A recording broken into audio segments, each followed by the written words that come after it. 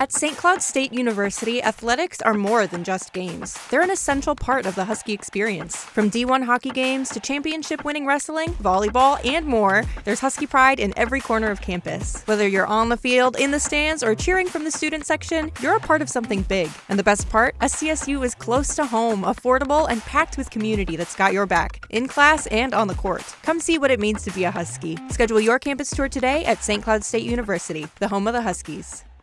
Hey, happy hour and happy 6th of July. Hopefully you are like me and you're still celebrating the weekend and not working today. But we do have a show. And because I'm not working and because I'm taping this on the 2nd of July, sorry to give that away, spoiler alert, we thought we would have, in honor of continuing 4th of July celebrations, an all-American football show, as in one Jackrabbit, one Coyote, who were all-America football players, well, in one case, 2024, in the other case, this past season.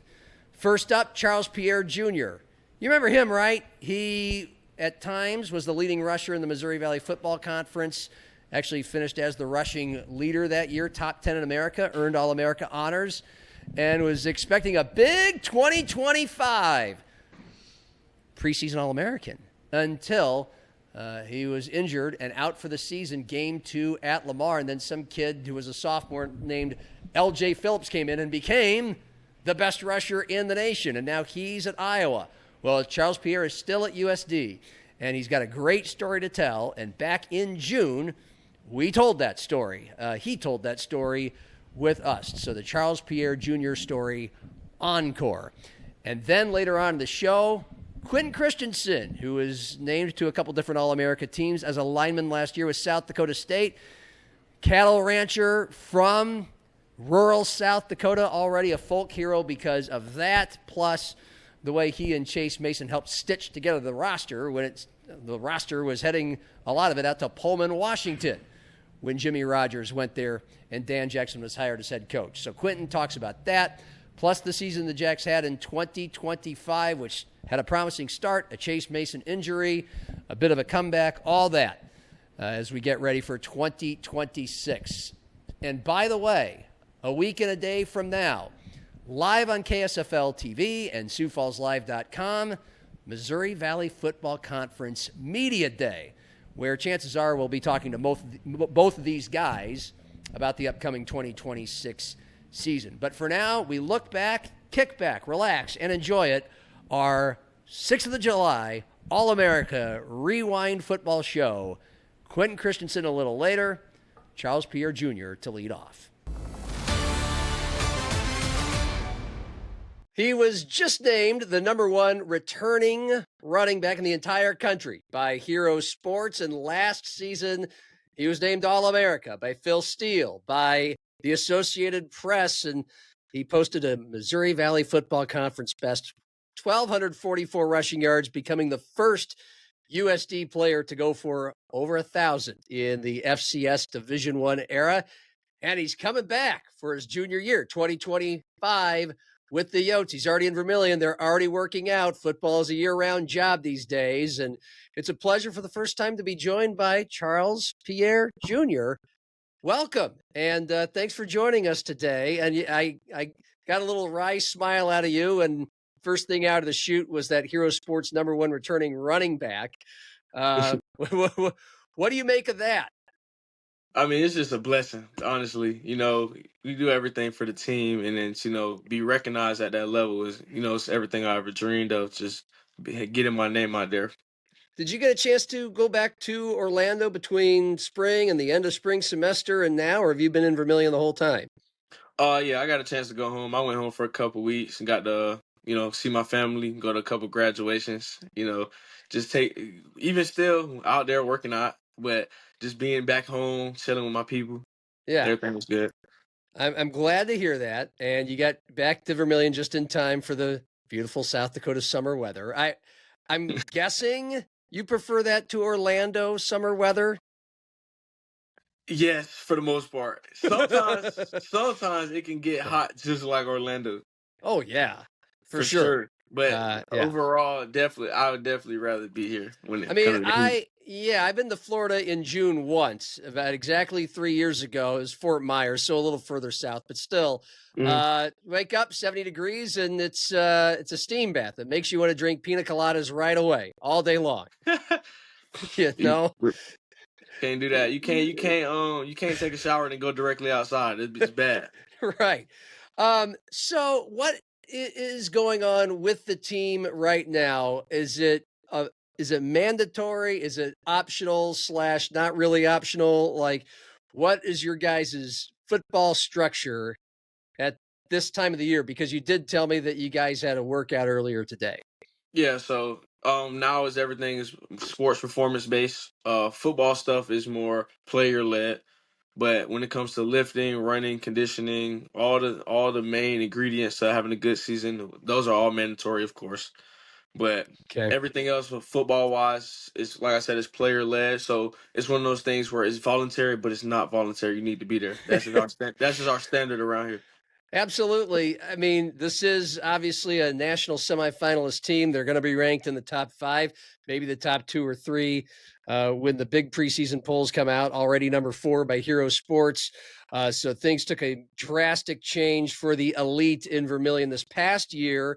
And you guys have your own strength and conditioning coach for football only, which is a fairly new thing at USD. I mean, just give the fans and the listeners an idea of how serious of a job just this lifting, conditioning, nutrition component is for you guys. It's very serious. We were semifinalists, but we wanted to be national champions. Yeah. And with the new sports performance coach just coming in specifically for football gives us that extra time, that extra look after that we possibly need to get to a higher level. So it's been really beneficial for us, and we take that very serious, especially with learning more about nutrition, the little things that our previous he's pulled from all other sports, and this one is specifically about football. So it makes it that much easier for all of us to be more on board and have a bigger understanding of what it is we need to accomplish. Yeah, I don't know if this is interesting to most fans as it is to me, but his name is Chad Traver, by the way. And like, for example, today, what time did you go in and work out? And was everything kind of lined up for you guys as far as what specific exercises you were going to do and how you were going to go about it? What? For sure. So yeah, we got there around 6 in the morning. They already had pre workout drinks already set up for us, snack table, everything already set up for us. We knew we already had to. We had on the field first for football stuff. So everything was already a line structure. We already knew what we were getting into. Have a little practice, player led practice, and then get straight into the weight room. So we already knew what that transition was going to be like, and he already had everything set up for us exactly how we needed it to be the most efficient. Is this an everyday thing? You get days off? I mean, you have your days off, but we find something to do every day, whether it's football or sports performance. It's always something we're doing. And like I said, it's set up perfect for us to succeed. Is it a 6 a.m. thing on the days that you do it? No, that's every only day? That's Tuesdays and Thursdays. Monday, Okay. Wednesdays, Fridays is broken up by skill, bigs, and mids. But Tuesdays and Thursdays, the all team, everybody's in the dome by 6:30. And be honest, what kind of energy and excitement level is there for everybody at 6 a.m. on a Tuesday in June? So Coach Traver, he's really big on energy. He's a firm believer in get up, it's time to roll. And so that energy is always brought every morning since he came up here in the winter, being on the field in the cold outside 6 in the morning. Everything's about energy. He blows the whistle, everybody claps, gets live. That's how we start every single lift, every run, every practice. He blows that whistle, everybody brings some energy, and we get rolling from there. Is this 6 a.m. thing easy for you? Or are you the type of guy who it took some getting used to? You need an alarm clock. You need teammates as an alarm clock. Or are you the teammate who's the alarm clock? Sometimes I have to be the teammate that's an alarm clock. I'm pretty used to waking up at 6 o'clock in the morning, just because it's normal for my routine, and that's just how it is over here. We wake up early for practices or lifts. Just it's easier to get it out of the way in the morning, so we're pretty used to that. some people, like especially like incoming freshmen or a couple of transfers, they're not really used to that yet. But personally, I don't mind it, and I'm used to it by now. Okay. Did you do a lot of that growing up? I A lot of did. how and why? What was the Um, reason? my dad, he was a former football player at FAU, and Aha.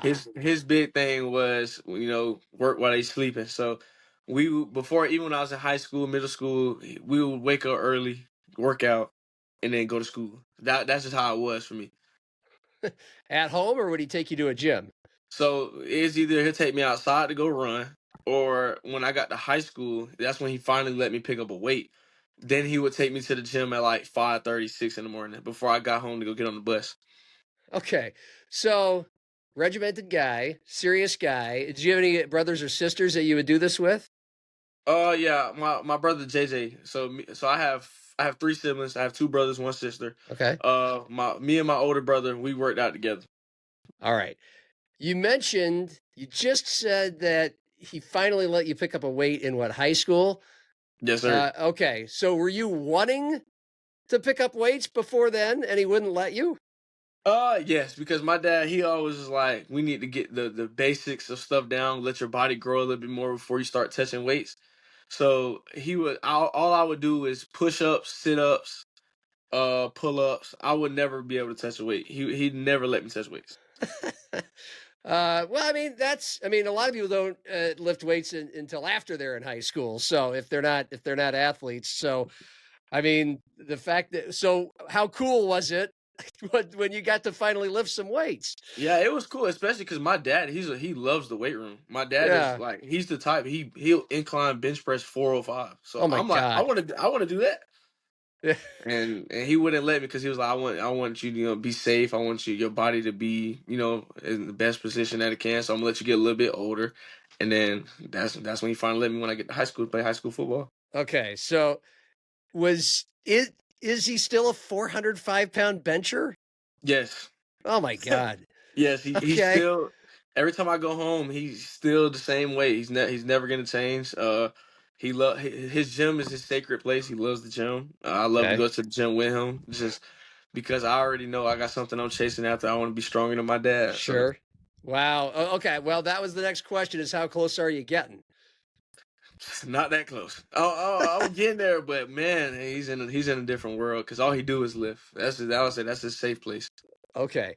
A little bit more, like just anybody who I talked to. I chatted with a young man yesterday who's about to go up to South Dakota State. He is a 300-pound lineman, and his dad was an offensive lineman in college at NDSU and then in the pros indoors here in Sioux Falls. Mhm. And so you're also from football stock. First of all, I'm Googling it right in front of me as I look at the screen. So your dad was a running back for Florida Yes. Atlantic. So was the fact that he was a running back, is that what made you want to be a running back, or did he determine you were going to be a running back? How did this all go down? I definitely wanted to be a running back because my dad was a running back. So my dad had me before he got to college. So I was a kid at his football games. Okay. And I really I growing up seeing that, I just always wanted to be like my dad. So my Yeah. first year ever playing football, I got this number 20 because my dad wore number 20. And I just, Okay. like I said, growing up, I just always wanted to be like my dad. So I feel like the biggest thing for me was I wanted to be better than him. I would joke about him with him all the time about I'm gonna break your records. Like that was my goal, was always like I'm gonna do this better than you just because you're my dad. So even it was another like really big piece for me was he was the first 1,000-yard rusher at FAU.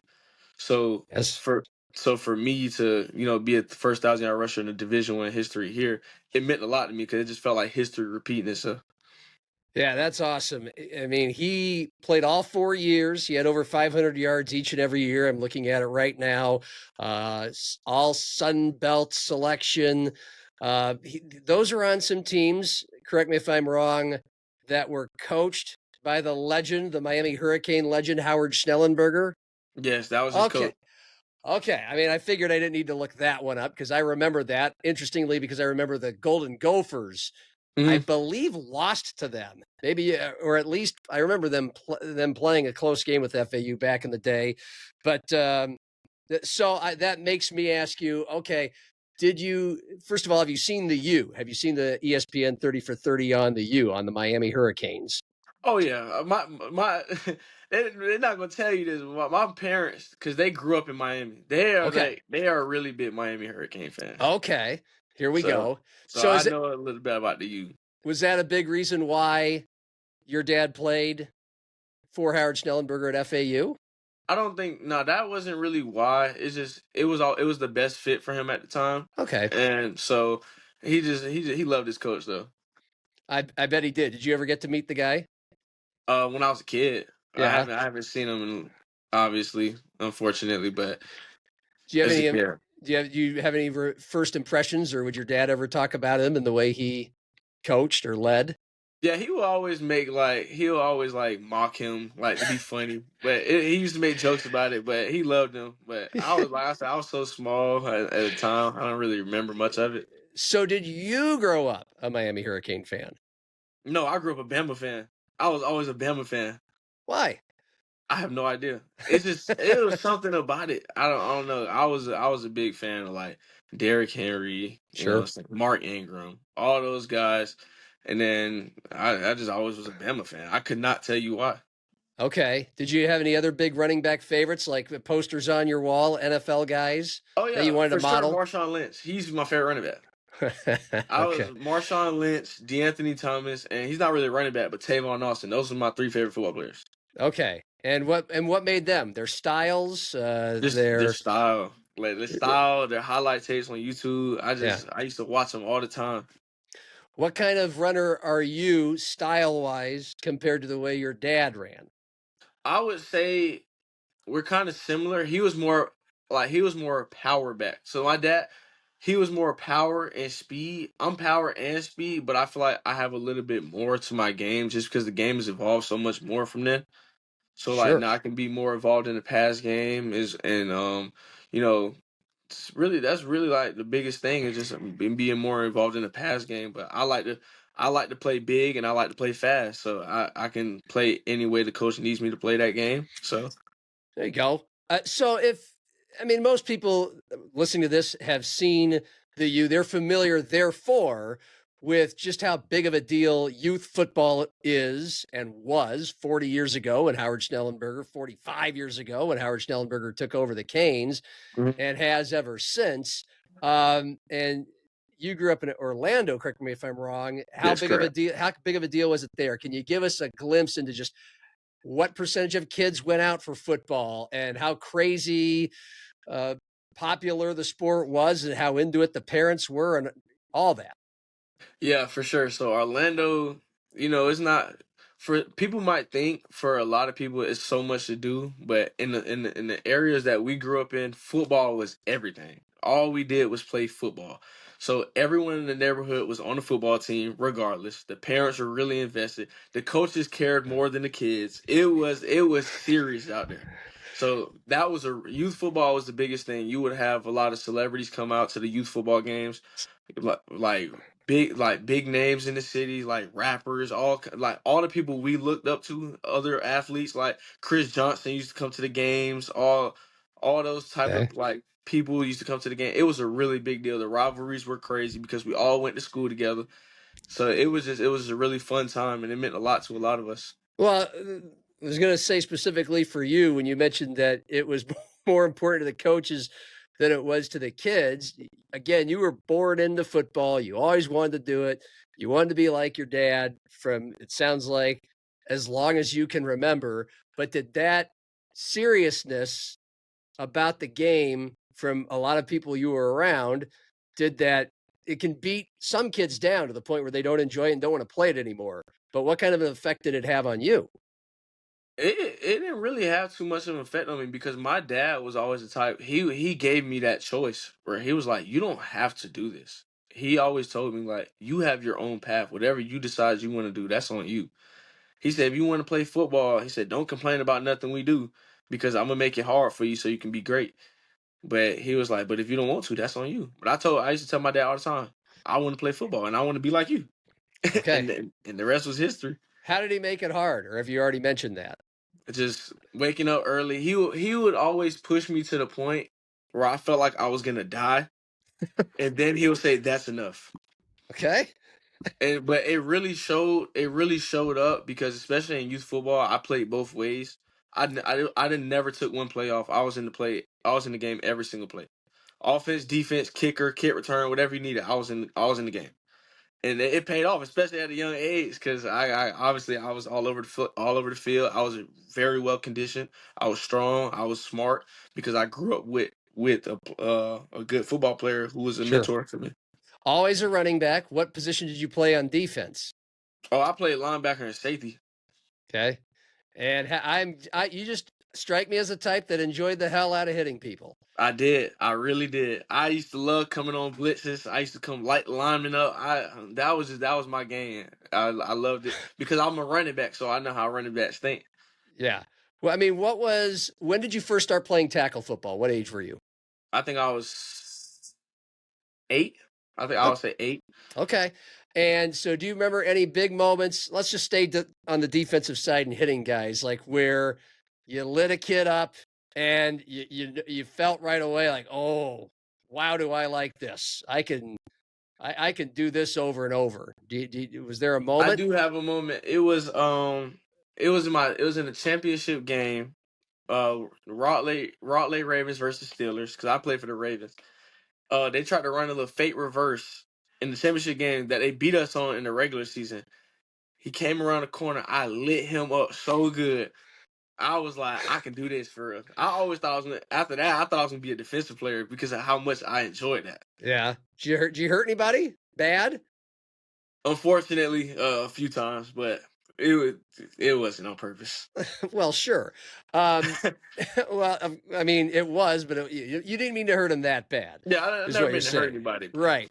Now, what's the worst you've ever gotten hurt? You've been doing this since 4th grade, 5th grade. What's the worst injury you've suffered? Probably when I had a Volsion fracture in my ankle. Okay.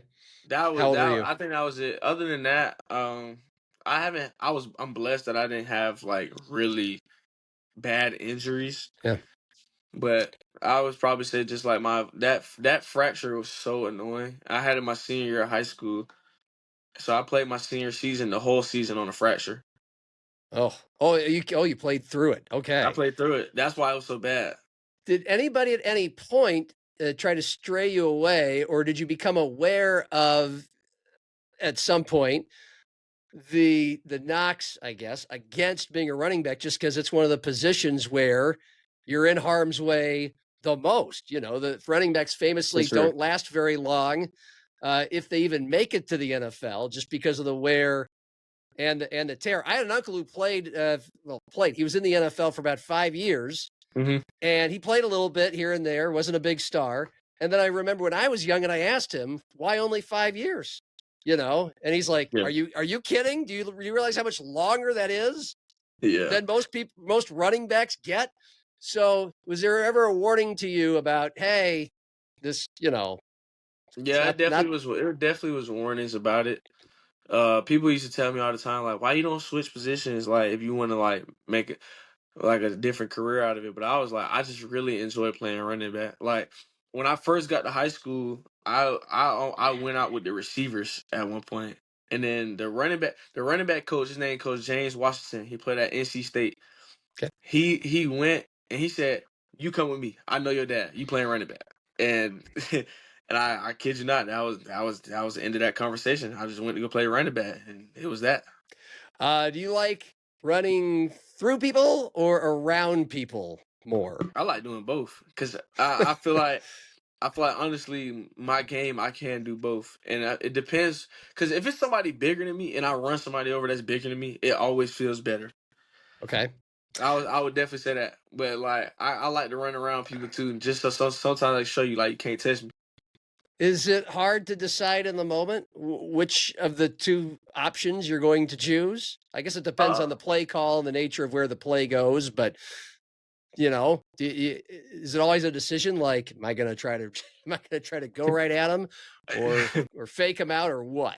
I feel like it's more subconscious, to be honest, because sometimes like I'll make a really good play, and after the play, I'll be like, I don't even know how I did that or why I did that. It's just I feel like it's just mostly instinct. Sometimes though, I'm like, I'm gonna try this, and then I actually try it and see what happens. So it's not also it's not really like a process of something I think about too much. It just happens. It's just instinct. Fair enough. Charles Pierre Jr. joining us.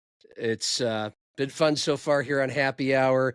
You've mentioned high school a couple times now, so let's go there. I mean, what level in Florida was your high school? I mean, was this a big school, and what kind of tradition did it have?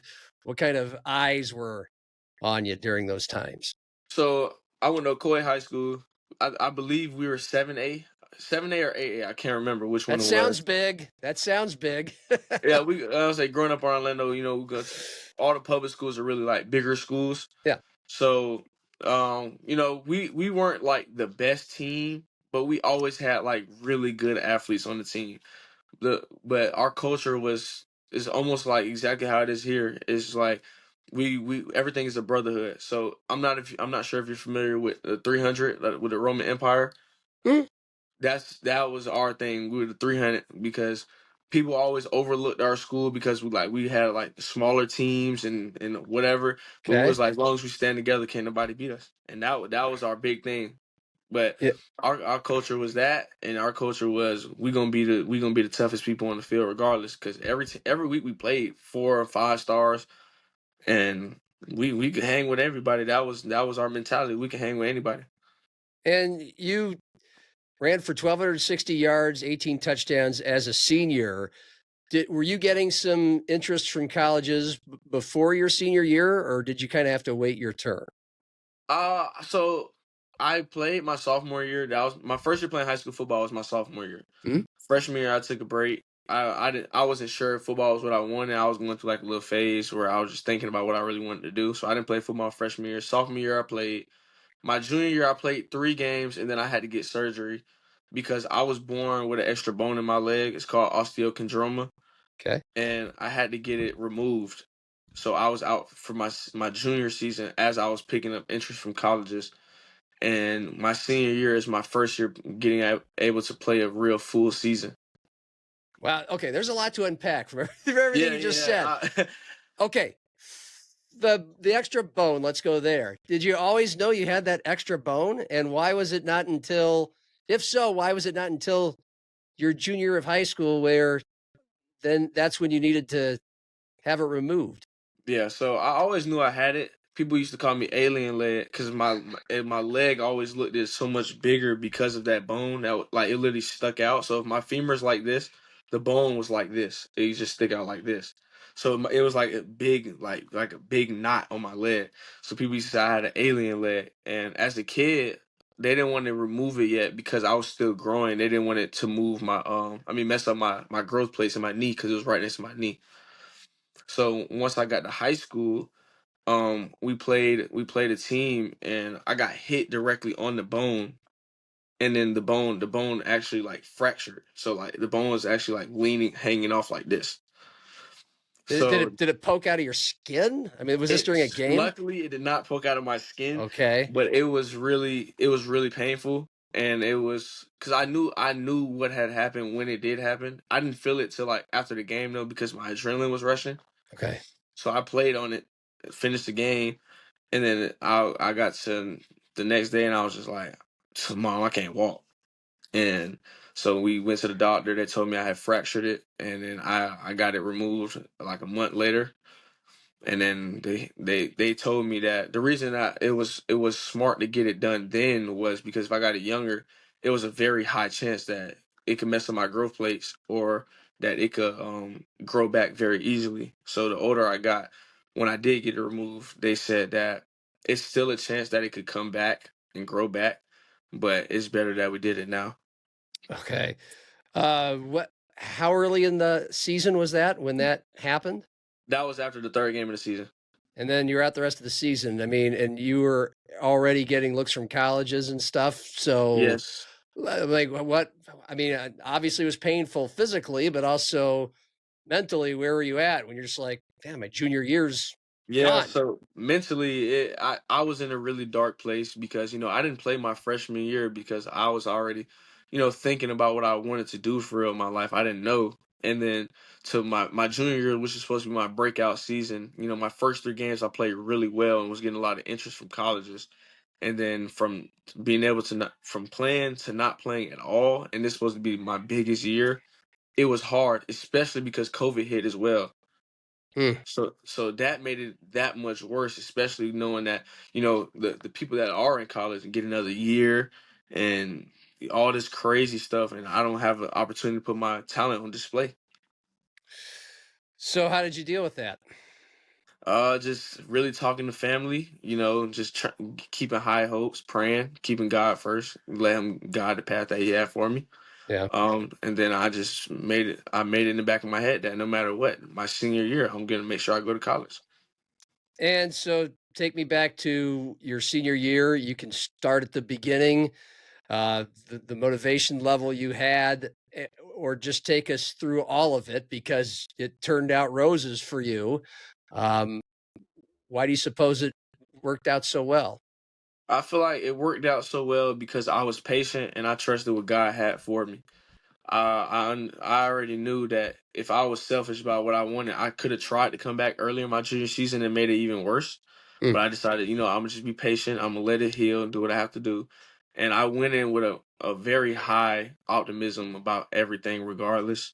So going into that season, I just had positive thoughts about everything. Like it's gonna be okay.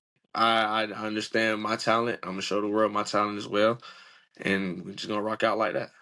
Do you have any early touchdowns, any big bursts that were kind of like, all right, we're set, we're having a good season here? So funny story. So right before our jamboree game, our kickoff classic, which we have every year, that's when I got a fulging fracture in my ankle. Right before the first game of the season. Oh my God. So what I did was, so that was a jamboree. So jamborees don't count towards your record. So I didn't play in the jamboree at all. I rested and I was doing rehab treatment, trying to do what I can to fix it. And then our very first game of the season, I played, taped it up really well, and I scored 4 touchdowns in the first half, and I sat for the rest of the game. When you had that fractured ankle at first, were you kind of like, here we go again? My God, I just got over this. I was a little thing. demoralized. I was very demoralized because when they told me what it was, I was like, my season's over. I felt like it was over. I was in so much pain that I couldn't sleep. I couldn't walk. It was really rough. But then I just, like I said, I kept praying and I just, did everything I could. And it was like, I had the mindset of nothing is going to stop me from getting to where I need to go.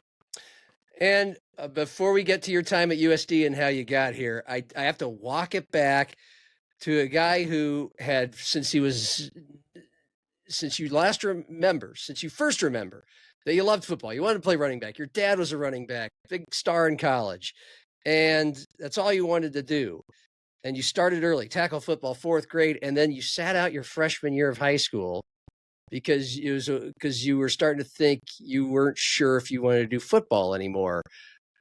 How did that thought come about and grow so much to the point that you just voluntarily decided not to play football? Yeah, it was a real rough time, dealing with a lot of stuff like around like my environment at the time.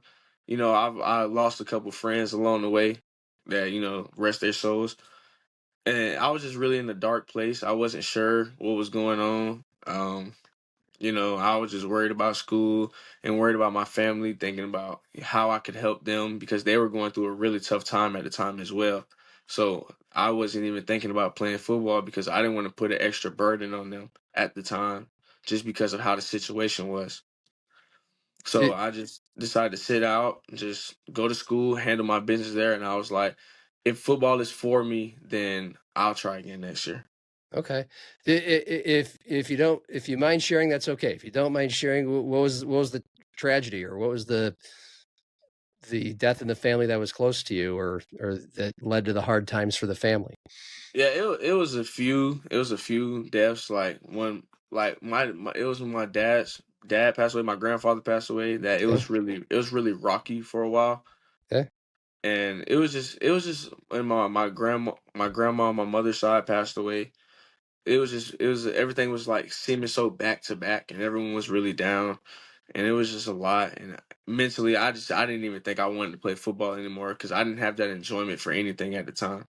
I was just like, I'm just gonna go to school because I have to and do my work and come back home. But the thing was, I was still working out and still like doing something with myself, but I just wasn't ready to be on the football team.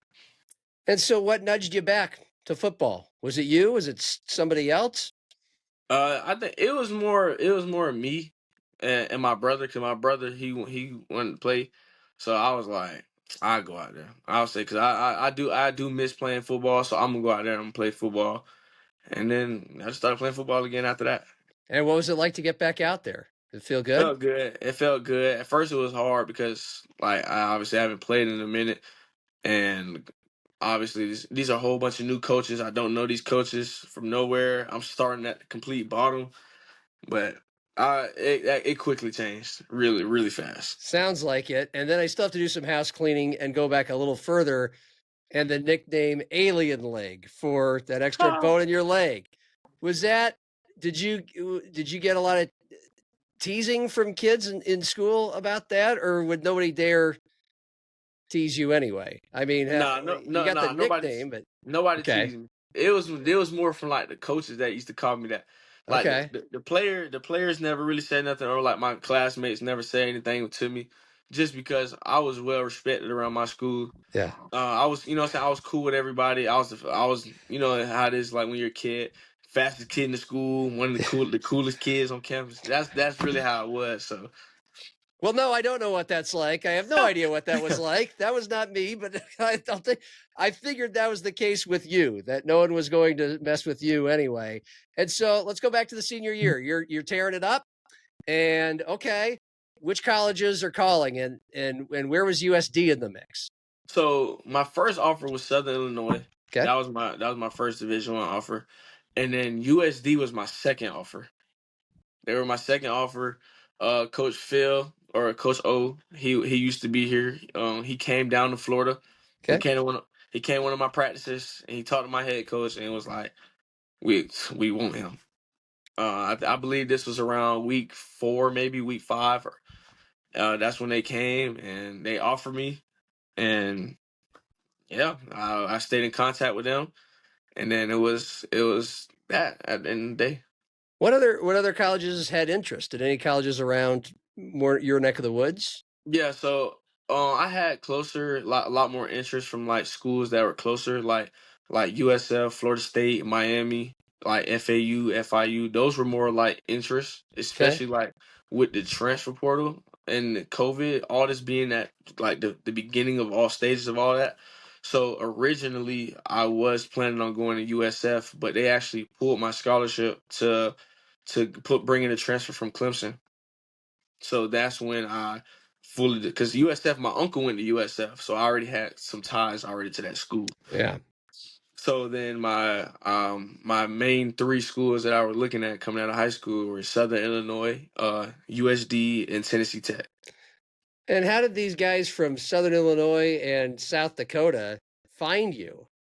I have no idea. I Okay. think maybe just putting my tape on Twitter, maybe one of them came across it. I mean, my coach at the time, Coach Shep, he has a lot of connections.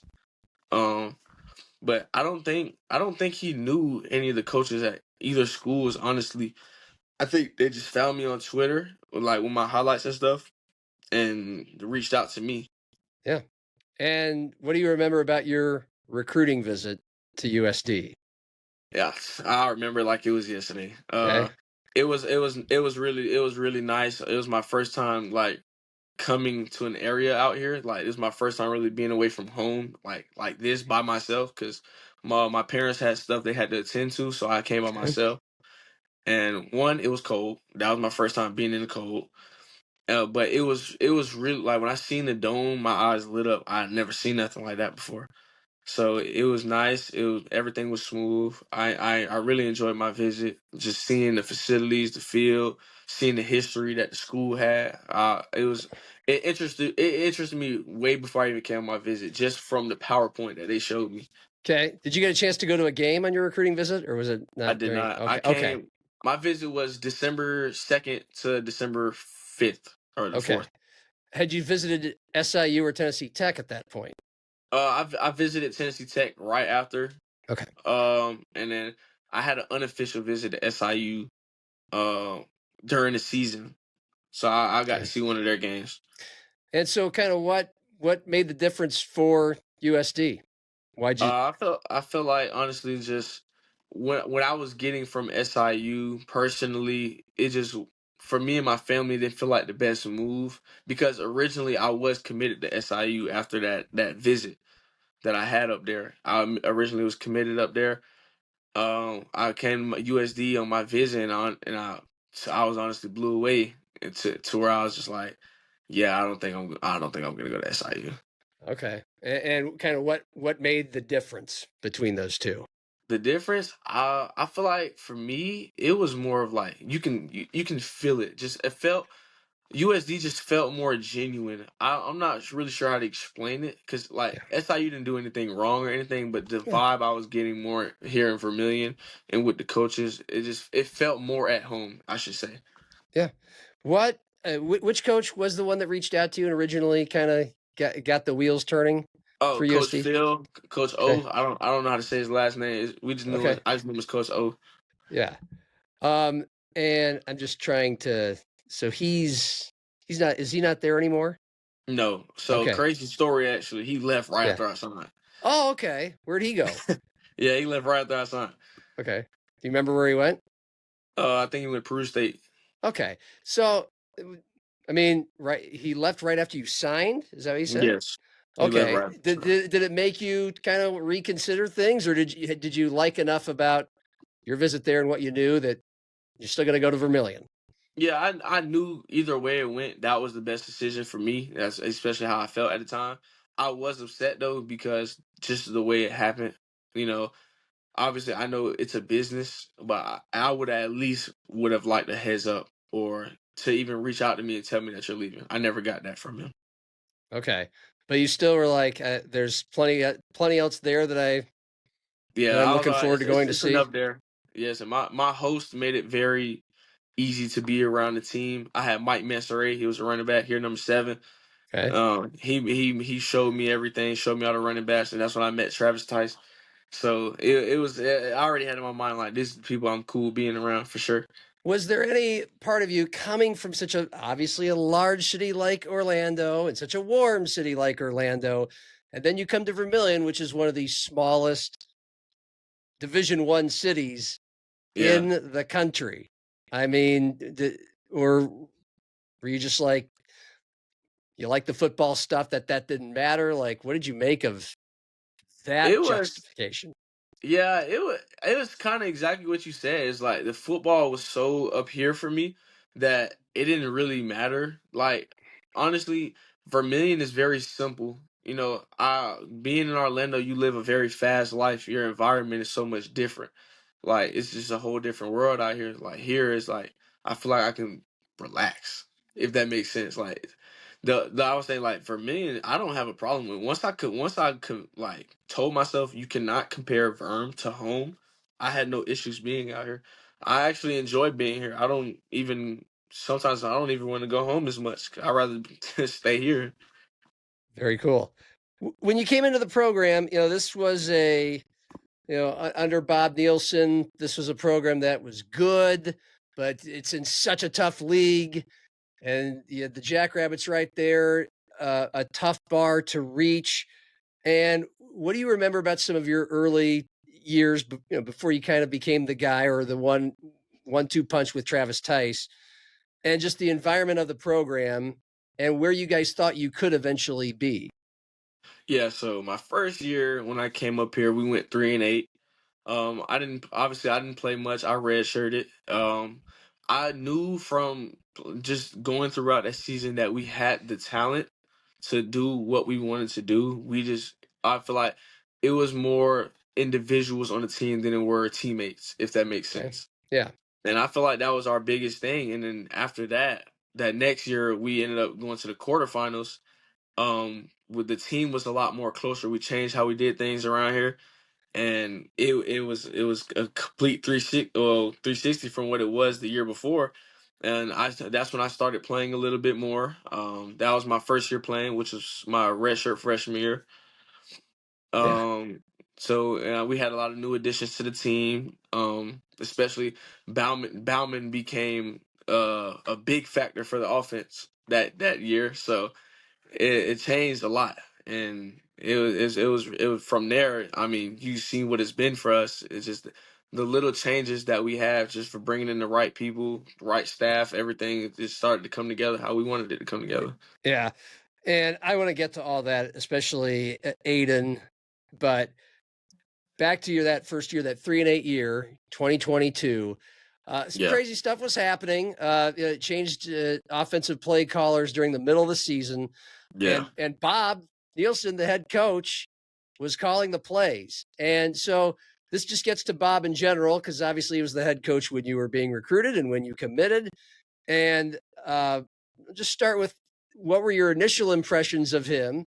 And then what did you make of him just mid-season putting out, all right, I'm calling the plays?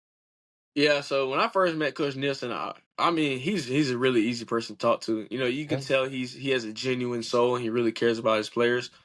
So when he decided that he was going to take over in the middle of the season, I didn't really have an effect on me, because I was always taught to just respect the decisions of those above you at the time. You know, it's always coach player. So whatever you feel like is the best decision for the team, that's just what it is. And even though I'm not playing, I still have a role to do at practice or whatever you need from me. So it didn't really have much to no effect on me, honestly.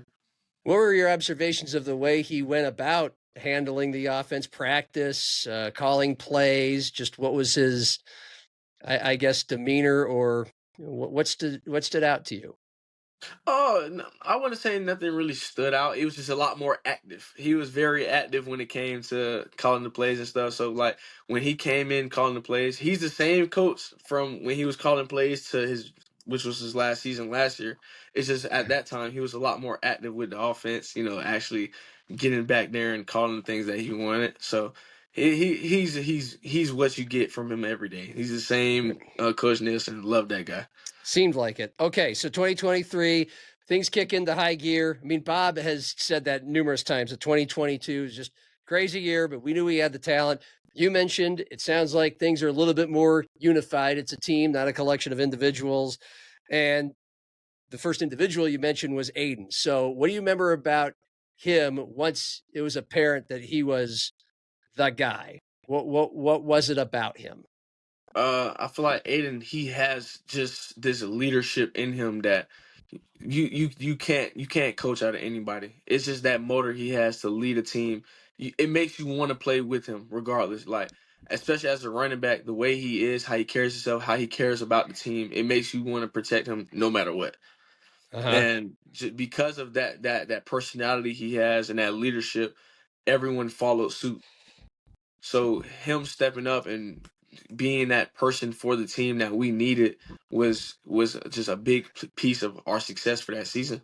Any moment from that 2023 season stick out where you're like, oh, dang, Aiden Bauman, okay. When we beat NDSU. Yeah. What was it, second or third game of the season, we beat NDSU. In Fargo, like, yep. Okay, Bauman's something serious. That's what everybody was thinking. Yeah. Do you remember him? And I can't, forgive me, I can't remember how much you played in that game. I didn't play. You didn't play. Okay. So play. You were, It's not like you were in on the huddles. Okay. And so take us now, you lose that quarterfinal game to NDSU. And what was the environment and the discussions within the team after that happened? Either right after the game or in the for sure after that. Yeah. We kept it real brief, and we literally said like this: our season starts tomorrow. That was the mindset. If we don't want to feel this way again, our season starts tomorrow. That's what it was. We're gonna do everything we need to do to not go out like that again. That was the mindset right after that game. And what did things look like right after that? I mean, how did you all of you become true to that word? Like I said, that's when after kicked into another gear. And even more things started to change. We taking a little bit more stuff more serious, a little more unified, a lot more put together. We just polishing up paint at this point. Yeah. Everything we're doing is to be better than we were last season. And then, you started getting some action late in that 2023 year. You played 8 or 9 games. You got a taste, 500 yards, 8 touchdowns. And of course, there's Travis Tice there as well. What kind of a relationship, a friendship did you have with Travis? He's Travis, man. He's a great guy. I mean, to me, he's a big brother to me. Ever since I came in here, he's always made me feel welcome. He's always showed me the ropes and always told me how good I was going to be for the team. Like he's the type of person that you would die for. Like honestly. He's a really great person. I love Travis. Like he's always like that leader that you can count on. He's the person you can count on when it comes to anything. What makes him that way? What did you notice about the way he played or went about his business or talked that makes you say that? He was always genuine. He always knew how to play his role however he needed to play his role. He was a team oriented person. He never questioned anybody. All he did was want to make the team better and make everyone better.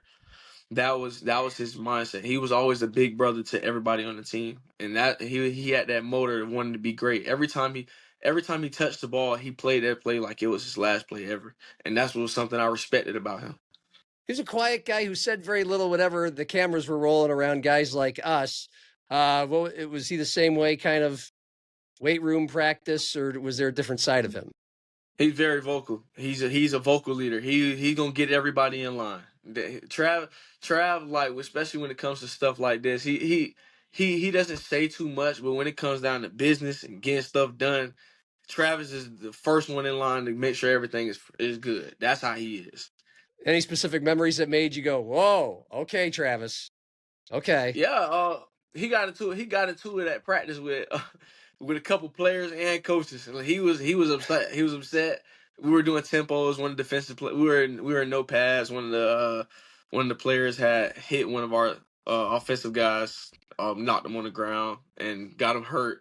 And Travis just started snapping on everybody, like saying, we have to be better as a team. Coach tried to calm him down. He wasn't going for it because he was like, he really cares about everyone on the team. And you look at that and it's just like, that's the leader, right? That's who I want to play with. Yeah. All right. Now let's get into last season for both you and the team. I mean, it was impressive what you guys did, taking Wisconsin into the fourth quarter. But you tell me, when was the first moment you realized, okay, we are going to be potentially even better than we were in 2023? We're serious. Yeah, like you said, for us, we deep down believe that we should have won that game. So I would say it was the Wisconsin game because we went into that game with a full mind that we were going to win that game. Like for us, it was no doubt when we got on that bus, we were going to go out there and we were going to go beat Wisconsin. That was our mindset.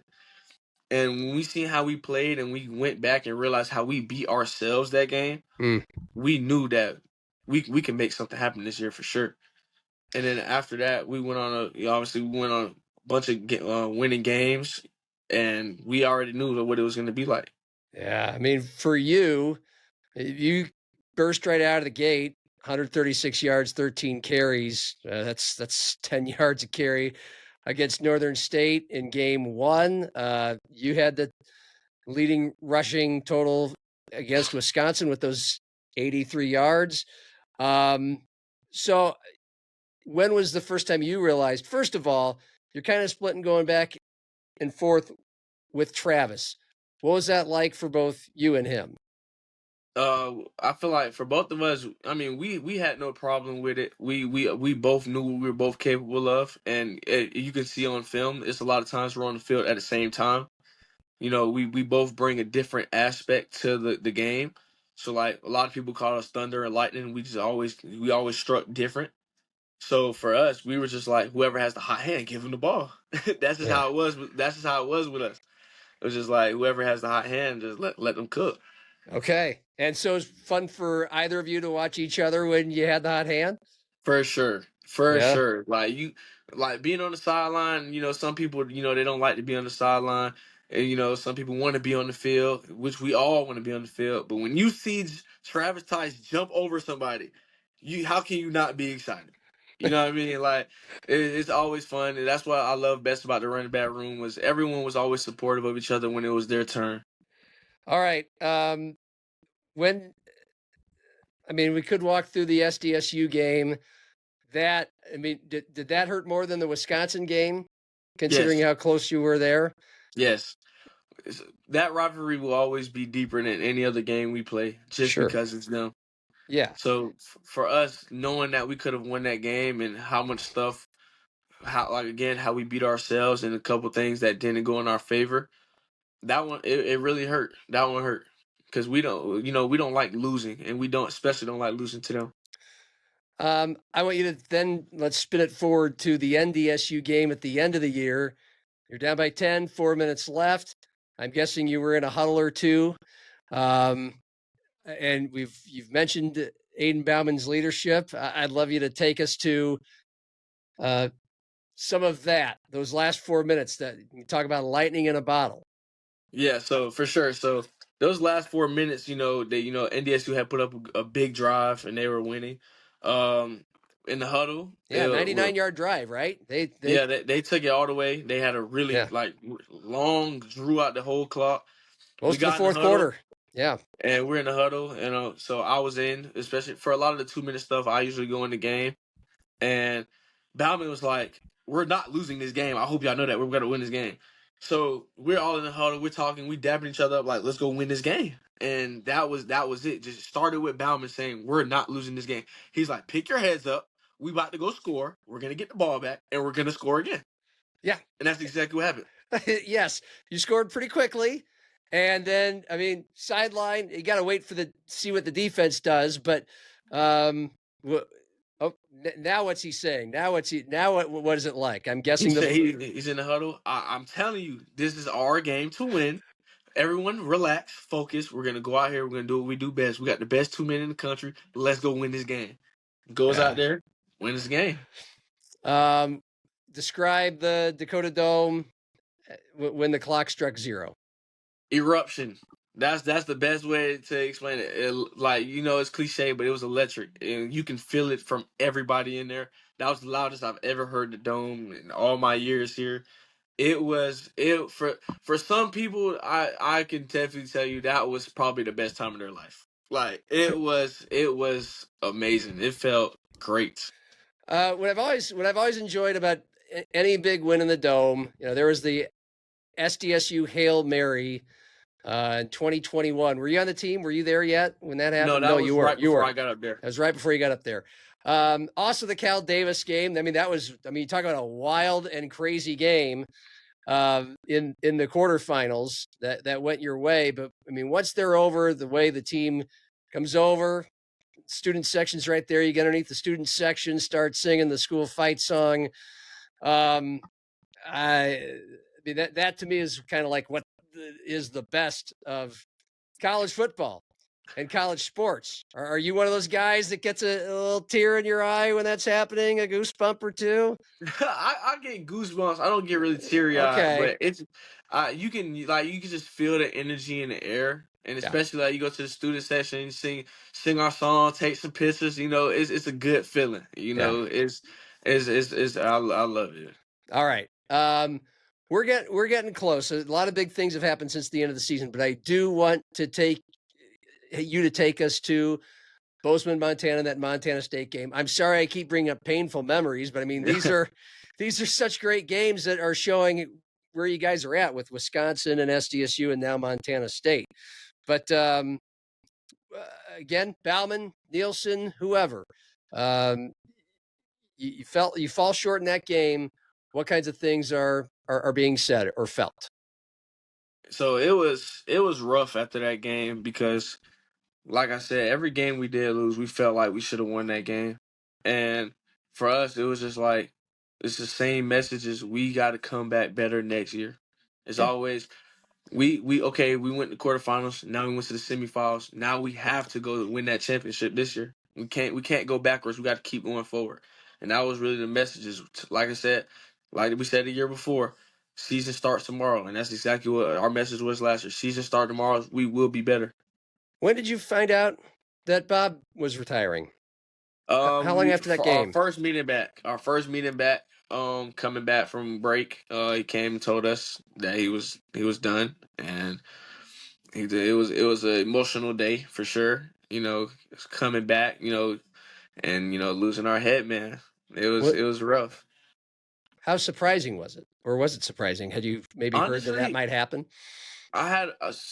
It was people saying that it could possibly happen, and I mean I kind of had a feeling that maybe he might be done, but I didn't think he was gonna do it yet. I thought he wanted to win one more time, and then he'll take it off. But he has his family he has to take care of, and he has a responsibility as a man. So if he felt that was best for him, then that's what's best for him. Do you remember what the last thing that day that you said to him? Do you remember Did you get to have a personal conversation with him? I've seen him multiple times after that, actually. Okay. So I see him all the time, see how he doing when he is in Vern. But he was just saying, love you. You're a great player, and he was like, I'm gonna keep seeing you. He was saying, I might not be coaching, but I'm still gonna be around. And correct me if I'm wrong. The same meeting he announced his retirement, did he also announce that Travis was taking over? Yes, he did. Okay, he did. And what was the general feeling amongst the team about that? Everyone respected Coach Johansson, and everyone loved Johansson because of how he ran things. He ran things very uniform. There was no cutting corners with Coach Johansson, and we knew that was a good fit for us because it was also in house. He's been with Coach Nielsen for a while, so he knows how things are around here. So for a lot of us, it was more of a relief rather than having somebody brand new come in and take over. And what was Travis like as the guy walking around during practice and running meetings during the spring? Yeah, he was really good. He was involved everywhere. Like, he's a defensive coach, so he's coming to the offensive side. He's talking to us. He's like, he's messing with us. Like, I'm usually on the defense side, but he's coming over there. He's coaching the offense. He's doing everything he can. Like, he's very talkative at practice in a good way, making sure everything is done right. So it's been really good having him, especially during the spring. I mean, he definitely seems sharp as a tack, and the screws are pretty tight, no nonsense, very intense. Can he be funny? Have you seen him loosen up? Yeah, he's definitely funny. Coach Johansson is about business, but he can loosen up, especially when we go bowling. He takes that very serious, though. Okay. We do a lot of competition stuff, and where he like expresses his personality when it's time to have fun. Yeah. But when it comes to practice, working out, or meetings, all that stuff, he's sharp as a nail. I know he's not a new guy to the offense, but he's a new guy to calling plays. What are your impressions of Tim Morrison taking over for Coach Davis? Oh, I love Coach Morrison, honestly. Coach Morrison, like I said, being in-house and being one of the coaches that everyone likes to be around is really hasn't been hard at all. He understands his players, he understands what we're good at as a team, and he knows exactly how to put us in good positions to make great plays. So it's been really nice to have Coach Morrison and Coach V, who is also helping with offensive coordinator. Like it's been really good. Yeah, you mentioned Coach V. That would be Matt Vitsum. They're kind of co-coordinators. Matt's going to be quarterback coach, but Tim is the official offensive coordinator. For sure. It's a weird deal, but probably not too weird to you guys. And the spring was interesting. I asked Aiden about this a month ago or so. How did you handle, or both yourself or amongst your teammates, the fact that every now and then there's some dudes, particularly on that offensive line, that all of a sudden aren't on the team anymore throughout the spring? I was always taught control what you can control. So, if they feel like they can put themselves in a better position, that's for them. Congratulations to them. But we have a team here that we're worried about. And if you're not with us, you're just not with us. We got people that are willing to be here. So we're going to work on what we have to. And that's the end of the story. We're not going to waste no time thinking about the people that are gone. We're going to worry about what's in front of us because we know what we're chasing this year. Did you have some schools reaching out to you?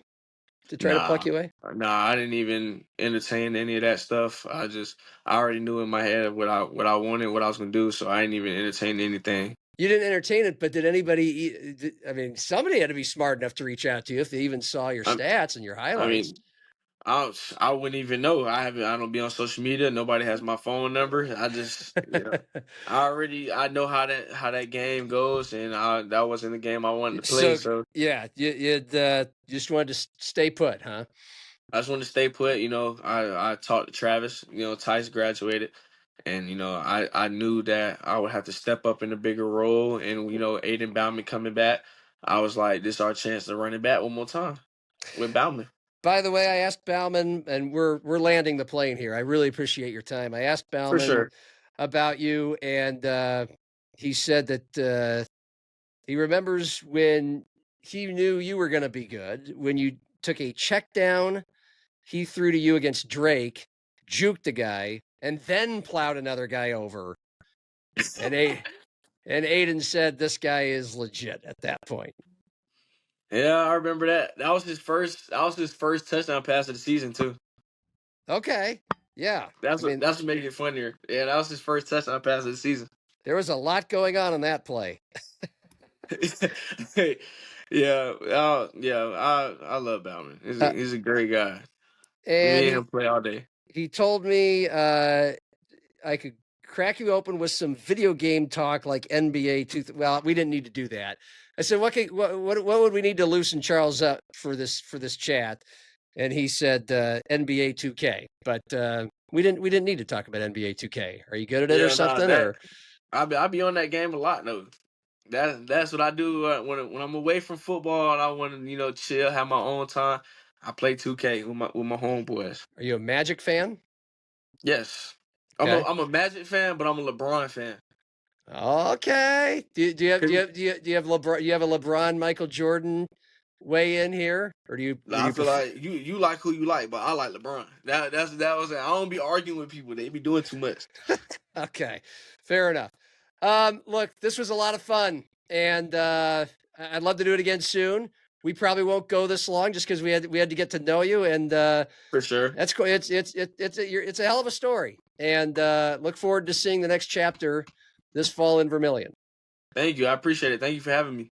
Charles Pierre Jr., stay right there, Charles. That'll do it for today's Happy Hour with John Gaskins. We're going to stay in Vermillion and talk basketball with the head coach, Eric Peterson. He's had an interesting spring. You ever met EP, by the way, Charles? I probably have. I'm not even sure, honestly. Okay. He's a funny guy. He's a funny guy, and I can't wait to talk to him tomorrow. But that's it for today. For video producer Cordell Wright, I'm John Gaskins. Happy hour, and cheers. He's back. He's with us for the first time since, Media Day in August. I wasn't there, so it's my first conversation since April 30th with Quinten Christensen, All-American and All-Valley lineman for the South Dakota State Jackrabbits. And what do we have, one more year? Is it one more year you have of eligibility? Yep, correct. Here we go. Joining us from the offensive line room at SDSU, and we're thrilled to have you. You mentioned that was the last place you were the last time we chatted. How much time do you spend in that room year round? Oh, well, I can't think of a number off the top of my head. I mean, this time of year we have, we're getting back into it. So we have meetings and stuff, and then a couple guys will come in here and buzz some film when every once in a while or when we're bored. But I mean, not here all day, but most of the mornings, I'd say, because we try and get everything off in the morning before class and stuff. So okay, are you an early riser? Yeah. I don't sleep a whole lot, anyways. I don't know why that is, but I don't mind getting up early. Did you have to be an early riser on the ranch? Yeah. A lot of early mornings. My dad always had coffee made for us, so. Well, that's good. Started drinking that when I was young. That's a rhetorical question. I've known plenty of people who've worked on farms and ranches before. Yeah. Like, how early? What was the average? Just growing up as a kid, normal wake up time. I don't know. I don't think it was uncommon for 5, 6 o'clock. You Okay. know. And chores right away? Yeah. We'd usually drink some coffee and then maybe crack a few eggs, and then my dad just tell us what to do, or we already knew what we needed to do because we talked about it the night before and went and done it. Scoop bunks, go Yeah. start feeding cattle. It's Right usually how I on. started it off. I started getting into coffee maybe early adulthood, maybe in college. I still know grown people who don't like it, who don't do it. They still will drink Pepsi or Mountain Dew to get their caffeine fix, to get their day going. I love it, but it just kind of sounds like for you, I mean, that's not something most kids get into. That I know. But it sounds like it was just kind of your dad got you started, because it's a little wake up, a little perk. Yeah, I mean, that's just kind of how it was when I grew up. So I didn't think anything else. You know, my youngest brother, he actually probably started drinking it even earlier than I was. I remember him drinking coffee and he was like 8 years old, but he's a little different breed. So Is he the one that was the center for Wessington Springs this year? yeah, he played center a little bit. How'd that go? Oh, I thought he did pretty good. I mean, he's not near as big as me or athletically gifted, but he works his butt off and he's always eager to improve and get better. So I'm always on the phone with him a bunch and keep in touch quite a bit that way. How many brothers and sisters do you have? I got 2 younger brothers. Okay, 2 younger brothers, and I'm gonna guess. I mean, do they come to every game? Youngest one, he's still in high school. He likes to make the games when he can. My middle brother, he goes to the lake area for diesel mechanics, and he's either doing that or he's working at the sale barn, so he doesn't make it to many games. He never really got into sports, which we're all a little bit different, and that's admirable. I mean, I like it'd be boring if everybody was into the same thing. So, but Sure. he doesn't make it to near as many. So, was your dad, your mom, generations before that? I mean, was this more of just we're cattle ranchers and not into sports, or do you have some athletes in the family? Well, my dad's 2 uncles, they were big basketball players. I think that's probably where I got my height. I think Dean is 6'9" and Bruce is 6'7". My dad played football, wrestled a little bit. He always tells me he wasn't ever big into sports. He's always a hired hand or working at the sale barn, or he grew up working quite a bit uh, in the egg industry, and then my mom grew up.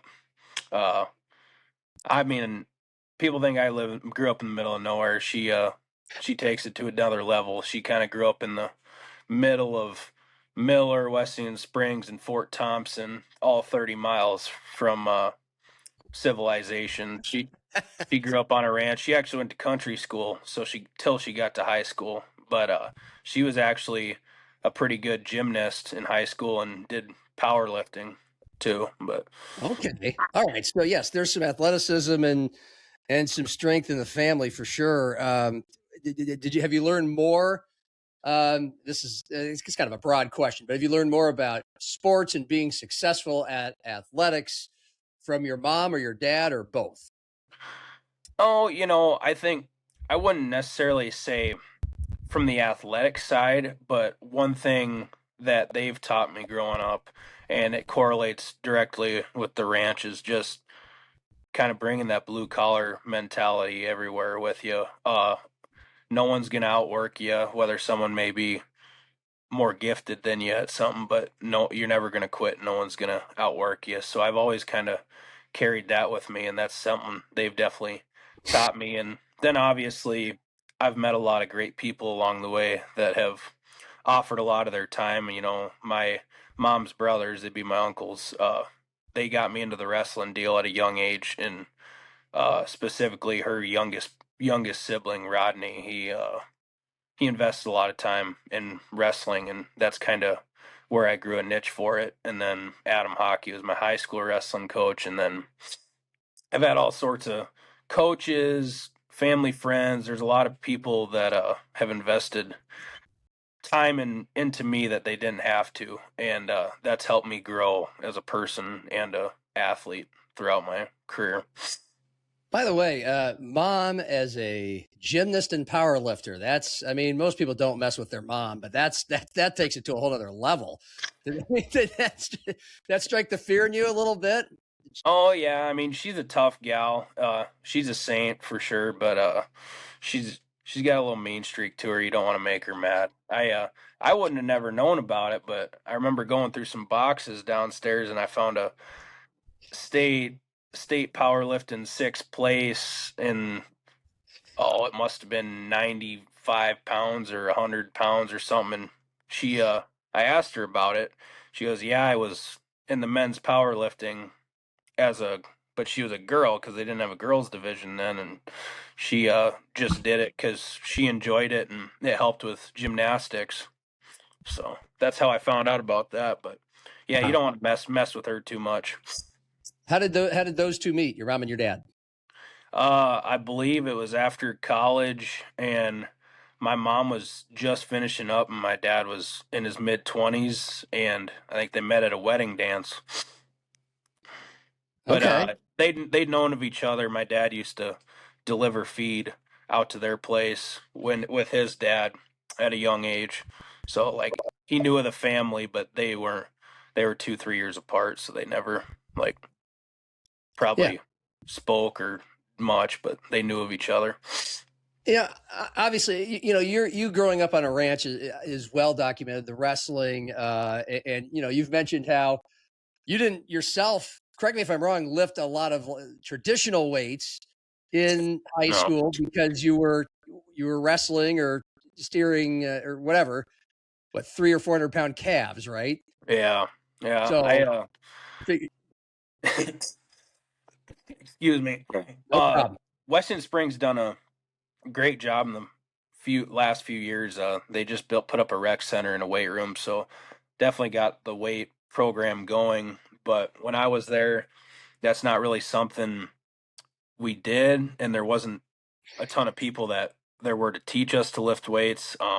And I mean, it's not a knock on the athletic people involved in athletics at all, because most of the kids that around Springs or that play sports are ranch kids. So it was either, can I go lift weights or go work? And most people's parents told them to get home and work after whether it's practice or something. So a lot of us would go back home to ranches or each other's ranches and help fix fence, put up fence, had some custom ranch crews where we go work people's cattle, help with branding, dragging calves, all sorts of stuff. So never really got into lifting the iron, I guess, but we were at least doing something.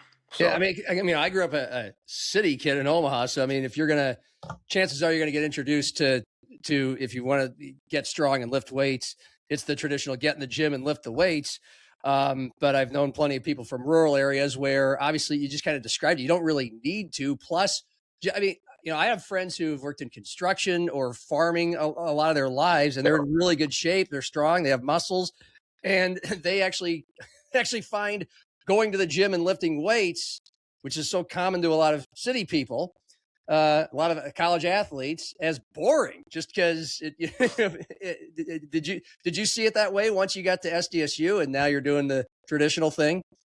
It was very intriguing to me, and I was just trying to soak up as much knowledge as I could, because to be honest with you, I didn't know anything about it, putting a bar on my back or bench pressing or power cleaning, any of that. So that was just very intriguing to me, and I just wanted to learn as much as I could. But I do think they're two different types of strength.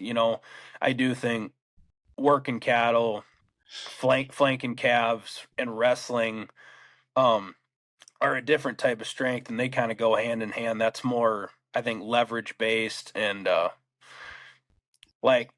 it's pretty hard to power clean 400 pounds, but I've seen a lot of big cats that could lift a ton of weights, and you go to a branding and they wouldn't know the first thing about flanking a 400-pound calf, but I know some cowboys that are 140 pounds dripping wet, and they like I guess you could say there's a technique to it, but it's just a different type of strength. Yeah, I know. It's like moving couches. I mean, I just moved and had to, help move couches up and down stairs, big heavy couches, and I'm like, I do lift every now and then. Why is this? It's a different kind of lifting, that is. And what do you think has helped you more with the football, with your football strength or your football leverage, which is part of obviously being an offensive lineman, the farm stuff or the weight room? Well, I think both. Okay. My background growing up on the ranch and then wrestling obviously has helped me with my work ethic and just my ability to try and just bring that lunch pail mentality everywhere with me. I think wrestling helps with um, bending and mobility in situations, and then just a lot of leverage. Because in wrestling you do get in a lot of weird positions, but getting here and getting developed in the weight room at an early age in my career, and then now transitioning from Jacobs to Morris with the strength staff, it's definitely paying dividends. Like I've seen a lot of improvements, and it was kind of that threshold once I got past that 280 285 pound range and started growing from there. That's when I really started seeing some jumps in the weight room, and then once I got on the field, then I was able to do stuff, and you can just actually feel the strength when you're going against a guy once that goes. So I don't think one or the other was more important or did more, but I think they've both been very beneficial to uh, my play as an offensive lineman here. Yeah. So Wessington Springs population, I guess it says anywhere between 650 to 811, somewhere in there, I guess. I'm gonna give us 900. I'm gonna give us. Okay, you're going up there. Now, first, again, you grew up in a rich. How far was it from Wessington Springs and the high school? Oh, it was about a 15-minute drive Okay. northwest of town. So everyone thinks that's a long ways away, but I always thought we were a lot better off than some kids. I got some cousins and relatives that drive 30, 40 miles. So Yeah. uh, How do I ask this? Since you've become a Jackrabbit and a prominent SDSU football player the last couple of years, what's it like to go back to Wessington Springs, to the high school? Are you a celebrity in the town? Do you feel any sort of, not burden, but responsibility to represent it? What's it like to be Quinten Christensen in Wessington Springs? oh, I wouldn't say a burden. A big thing for me is just because I'm doing this stuff and maybe my name's in a few more articles than some guy or kid from Springs. I don't change. I don't change, and I don't view myself or them guys any differently than me. I go back and I'm the same guy. I got a lot of friends and people that I keep up with, and I just go back and I'm the same person every day, and it's refreshing to be able to go back home. And I will say them guys don't view me any differently either. They know I'm the same kid, same guy that grew up on a ranch, hung out with the guys, went hunting, fishing, all that stuff. So I wouldn't say it's a burden at all. It is obviously it's something cool that I've got to do, and it was a great opportunity for me. But to be able to go back and just kind of go back to ground zero and or hang out with the same people that I grew up with is really awesome. Do you, for kids, do you feel like the role model thing for the kids to look up to you and all that? Yeah, I mean, to an extent, I think you can embrace that, and that's what I've tried to do is just helping some of them younger kids along realize like it is a possibility to go play college ball out of Wessington Springs. There's not a lot of young kids that are either able to do that or ever thought that was a possibility, and I never did either. But I just like to tell them guys like you work your butt off and you do everything the right way. Opportunity like this isn't out of realm or possibility to reach. So just chase your dreams is kind of what I always try and stress to them kids. From Wessington Springs, what's the big city like on a given day, any time of the year? If you need to go into town to get more supplies than you can get from whatever's available in Wessington Springs, what's the big city to you guys there? Well, you got the gas station in town. That's the humdinger. That's kind of where most of the old guys drink coffee. And if you need to stop and get a pop or grab something to eat, that's where you go. Springs Inn and Sweetgrass are kind of your sit-down restaurants. Those are really good. A lot of the kids like to go to the Springs Inn over lunch hour. And Carla Niemeyer, she does a great job. She'll put out buffets for the kids, and that was always kind of a treat. Like once a week, we're gonna sneak out of school and sneak out of school lunch, and we're gonna go wreck that buffet that Carla made for us. But that was always good. And I don't know, you got Amcoda, that's kind of the farm supply place in town. There's a Tim Holsworth, he used to run a fencing supply place in town, and now Aaron Cashman runs that, and that's kind of a hot spot too, because like I said, most of the area is driven by agriculture. Then you got the elevator and wheat growers and stuff like that. So, I mean, it's kind of I appreciate that. That's good to know because I love I love driving through small towns and discovering what is there. I lived in Lenox for the last 10 years. That's a big one, 2,200. Yep. Two gas stations, buddy. Dollar General and a couple bars. How many bars in Wessington Springs? Just one right now. Okay. I guess you got the bowling alley too, Okay. and the golf course, but I think those are more seasonal places. But there's one on Main Street, and the Legion just closed down a couple years back, and that was kind of a well-versed place. Like people host stuff there. They do some raffles, gun raffles, stuff like that. But there's places to go, hang out. Yeah. What I meant by things to do is if you were going to go to a bigger quote unquote city, would it be? I see that Chamberlain's an hour away, Huron's 42 minutes away, Mitchell's almost an hour away. Did people and kids go to those towns a lot? Just like, hey, let's go into a city today.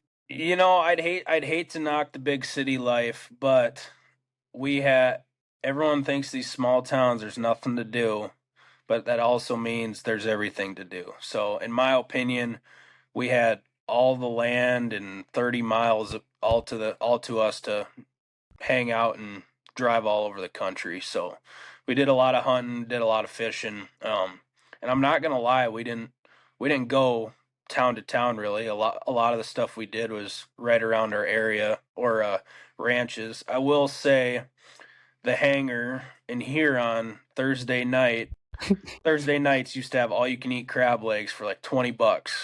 Me, my cousin, and a couple other buddies is usually we'd pile about 5-6 in a pickup. We'd drive up there Thursday nights, and let's just say they upped the prices and they had to cut us off a few times. A lot of farm kids eating crab legs. You're gonna do everything you could do to stay there and get your $20 worth. So did the price hike deter you from continuing to go? Yeah, once we got over that 30 range, we quit going. But we got our fill for about a year, I'd say. Got to take advantage. By the way, SDSU. I mean, it's the ag school, right? So there's farm kids, small town kids from all over the place on the campus. But in the football program, there's some of you. But was the football program being a lot more, diverse? Was it a big culture shock? I mean, because it sounds like you've been roommates with and have taken guys who are the furthest thing from farm kids back to the farm, and to me, I get the impression you've really enjoyed that. Yeah, it's been a great learning experience for me. I would say initially it was a bit of a culture shock. I wouldn't say necessarily the guys with different backgrounds on the team, but more just 20,000 people in a city. I mean, that was crazy to me. I'd never seen that many people in my life, but there's a lot of guys on the team I was able to relate to early on that had grew up in small towns and been involved in the ag industry, but it's also been really cool to meet people from different backgrounds like Chicago, Florida, California, other places, and we've just been able to go back and forth and learn about each other and learn each other's whys, and that's been really important and instrumental in our growth as football players and people. And I will say I do enjoy taking the guys back to the ranch because it'd just be like me going to the ocean. I've never seen the ocean. I've never seen the beaches in California or whatnot. But for me to take them back to the ranch and go see cows and drive them around on four-wheelers and throw them on a couple of horses and slap them in the butt and get them going on it, I mean, it works both ways, you know. So I think who are some of these guys? It was Julius Lawfridge. Was he one of them that you took back? Yep. Yeah, we had a senior trip in Kennebec, and on the way we went back and moved cattle. I took Julius, Nate Adams, and gosh, I can't remember who else. Oh, Sam Hagan, but he's a farm kid, so that wasn't the first time he'd been out there. Sure, but the non-farm kids again. I'm sure you're excited to one day to see the beach. It's awesome.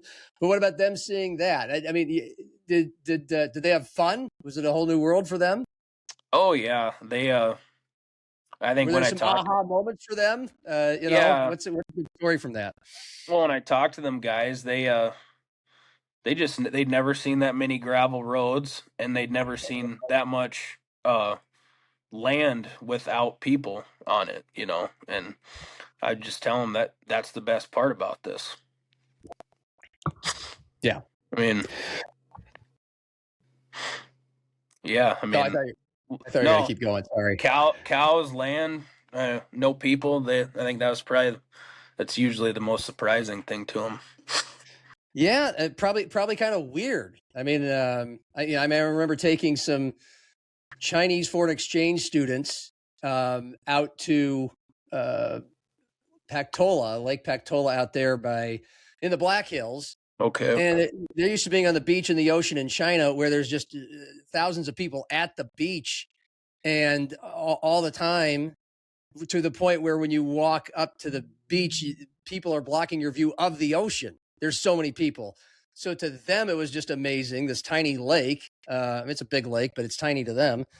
And no, it was just a novelty for them. There's hardly any people here. They're just not used to that. It's a pretty freeing feeling. So, and your roommate situation, again, some people just expect offensive linemen in the room with offensive linemen or defensive linemen, and you've had a couple defensive backs right now and a couple new guys, right? Yep.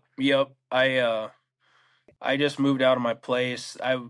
That's always been O lineman and D lineman that I've lived with there, and then just moved into a new apartment and a couple transfer guys. Paul Kim, he's from Wisconsin Whitewater, and then Noah Luganbill came from JUCO in California. So it's been good. Been good to hear their stories and meet them and kind of hear about different perspectives on stuff. So how does that happen, though? How did you get kind of paired up with those guys? Well, I'd found a place that I was going to move into, and I just texted Coach Jackson and Tyler Rice, our GM. I said, moving in the new place, I need 2 roommates. Find me a couple good guys. So I trusted them with that. Well, and I talked to Dan yesterday about some of these new guys, particularly the ones coming in from the portal, and those are 2 guys, obviously, that he is excited to see. And the Jacks fans are always interested. Everybody's interested in new guys. Tell us about them. So what can you tell us about Paul and Noah? As people, I probably haven't seen them as football players up close, obviously. Yeah, so Paul's a corner. He's from Wisconsin Whitewater, played there for two years, and he grew up in Wisconsin, but his parents lived back in Korea still, but he was born here, and then I think they moved back there once he'd been established in Wisconsin for a while. So he he's really excited for making the jump, and he seems like kind of a no BS guy. Works hard, and he's really intrigued to learn. And then Noah Luganbill, he played at JUCO for 2 years in Cali, and I think he had some bigger offers to go and some options. And he told me he just wanted to develop here, and he wanted a chance to play and make an impact. And he really was excited about the culture and what we had going here. And not to knock the FBS or the G5 system, but he wanted to win. He wanted to go play in the playoffs and fight for a championship versus a bowl game. I think that intrigue helped him come here too.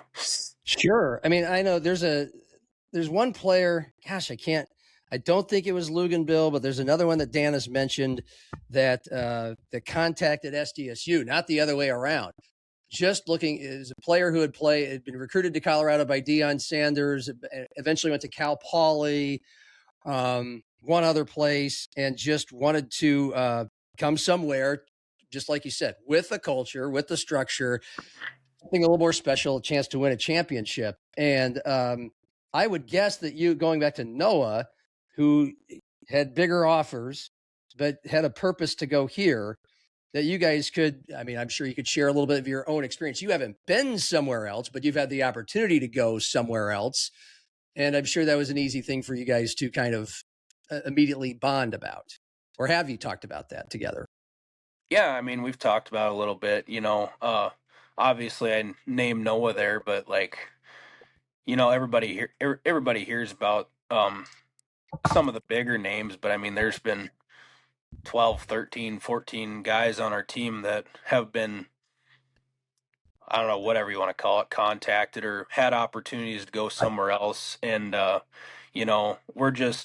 I will say we're just all committed to each other and to something bigger than ourselves. And I think when we're together on something and we're committed to a program that's given us an opportunity, since a lot of us came here initially as freshmen, you got to value that more than the financial gain. I can speak for a lot. I think I'll speak for a lot of them guys and myself included. Like, I value my reputation and my word a lot more than just a couple dollar signs. Because we've all discussed it with each other. But if you put all your value and stock into money, I mean, I don't know how it's going to be down 10, 20 years down the road, but you're probably living a pretty miserable life, So valuing something more important and just bigger than yourself and a couple dollars, I think goes a long ways. And I just building connections and being able to grow friendships and relationships with people that are going to last and impact you down the road. I think it's really important. Sure. And you're obviously addressing the fact that you had some big opportunities. I mean, I want to just like, how do you mind explaining like how many different big schools came after you, and how and when did that start happening, and how? Well, I guess I'll go one question at a time. I'll start with those two. I mean, like how much have you been bombarded the last year plus? Well, I'm not going to get into the weeds of it, but I think it's just becoming more common with guys at the FCS level that have proven they can start and play. There's a lot of guys that get hit up through the year, and then in the playoffs. Personally, I've probably dealt with it a little over a year now, but it's just, I think it's just the evolving way of college football now. Nothing surprises me anymore. So there's been multiple opportunities for me and then for a bunch of other guys as well, but I think we're rooted to something bigger. And then this place people from the outside think, yeah, that's a lot of money, but you gotta, like I said, you gotta root yourself to something deeper and bigger than just money. And just it's the opportunity I got out of high school, and I want to give everything I can to this place possible. So,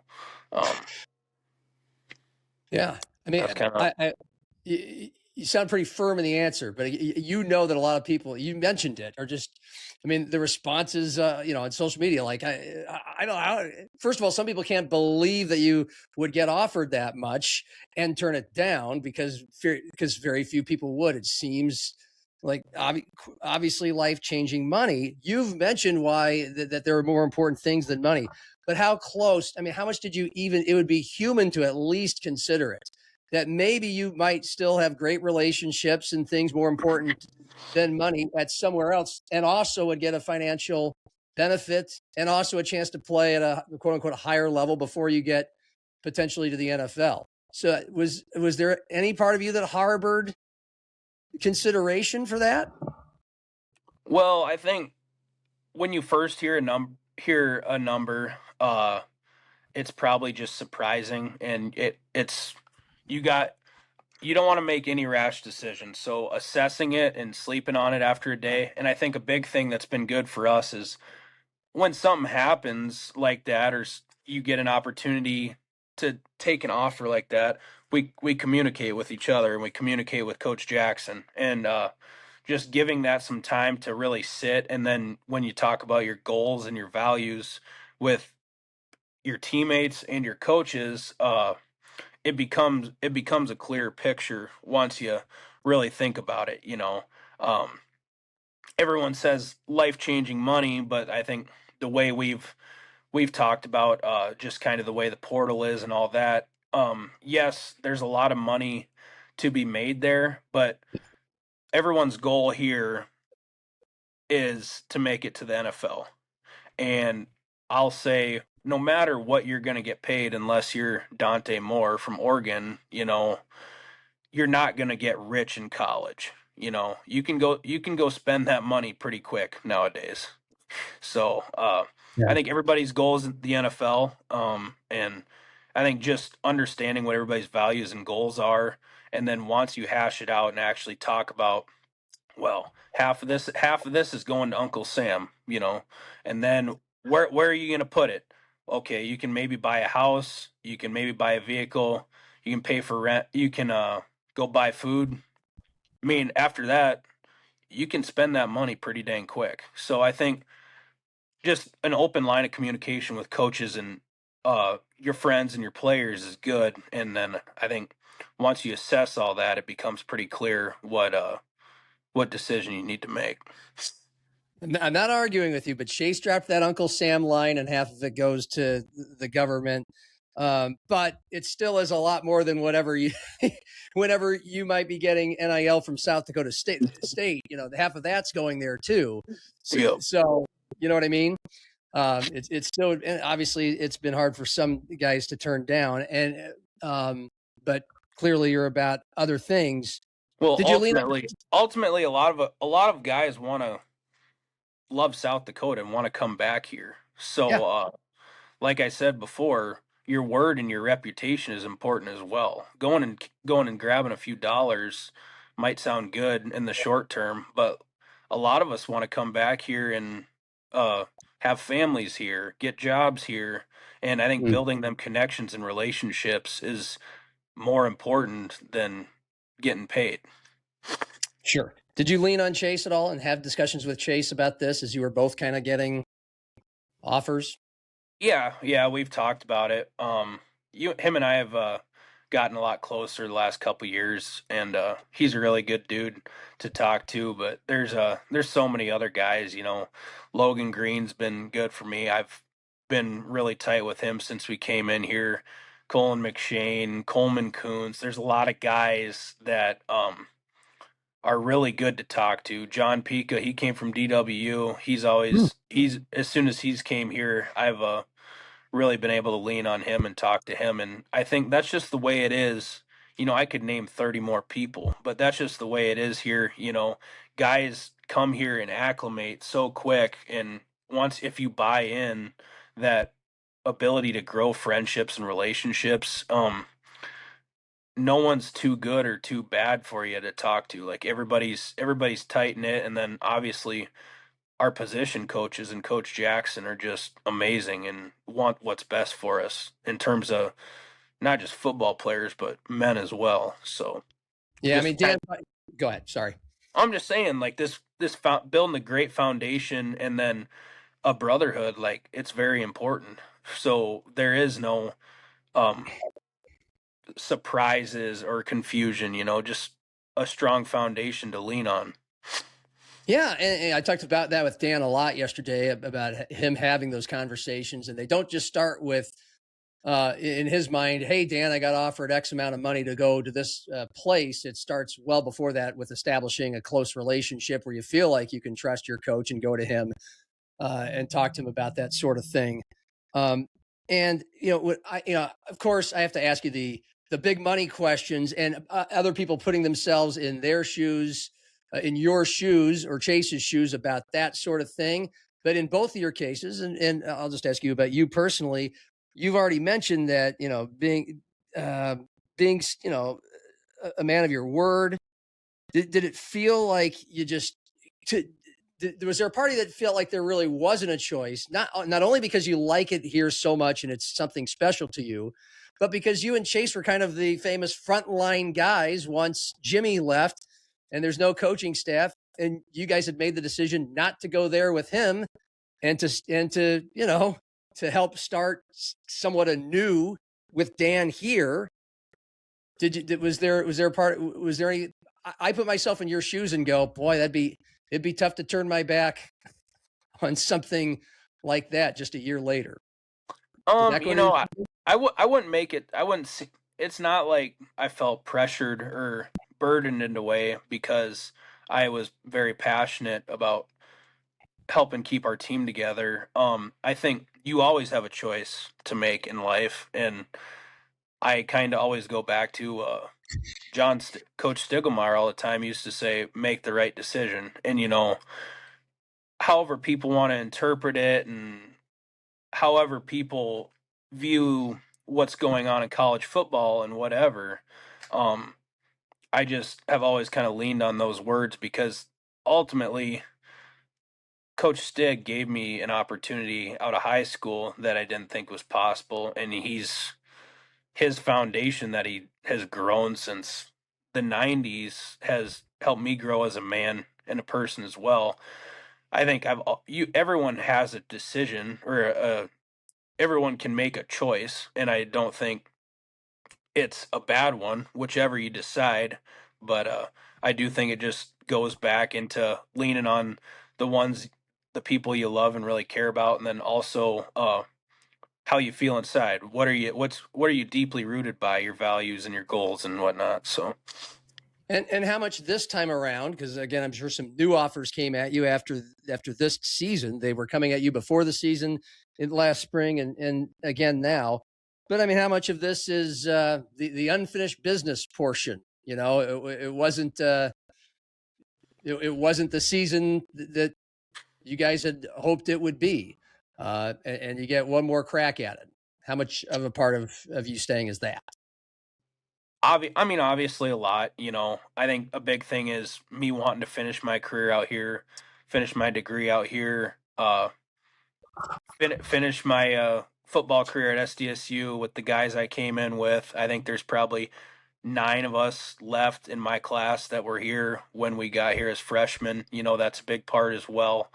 But I like this season wasn't what we wanted, and I've talked to Logan about this too, but ultimately when you don't end up on top of the podium, you feel like your season was not a success. And I do think there's some truth to it. I think there was a lot of learning and growth that happened this year, and I'm super blessed that we were able to learn from that and go through adversity, because nothing in life is easy. But I think being able to go through that this year and then just light a little fire in our gut, there is some unfinished business, and this is why we're coming back to do this thing, because it means a lot to us, it means a lot to the community, means a lot to the university, and it means a heck of a lot to the JFPA and the coaches that invest all their time here. So, Yeah. Yeah, I want to ask about the JFPA. I'll write that down. I'll make sure to get that in before we're done. But you did say a lot of learning and growth this past year. What were some of the things that you and some of your teammates learned? But we can start with you personally. What kind of learning and growth did you go through? I think Coach Bankston helped me develop a lot as a player and a leader, pushing me to work on the finite details, whether it was my first step or my hand placement or my hat placement, all that, and then pushing me to lead as well. Being the vocal guy, trying to hold guys accountable, but also being able to take them aside and be able to slow it down a little bit and really make sure that you make guys understand that you do care about them, and that's what you want is what's best for them. So I think between him, Coach Jackson, and a lot of my buddies on the team around me, they helped me grow as a player and as a person as well this year. And I think just the team had to go through a lot of adversity, and that wasn't anything new to us, but being able to go through them certain instances throughout the season and be able to lean on each other and then learn and grow from that, I think that can only help us going into next season. I'll get to some of the adversity here and just to go back to some of the things that happened. And I would feel remiss without asking about Nate White from a player's perspective. How much did that affect? How much did that linger?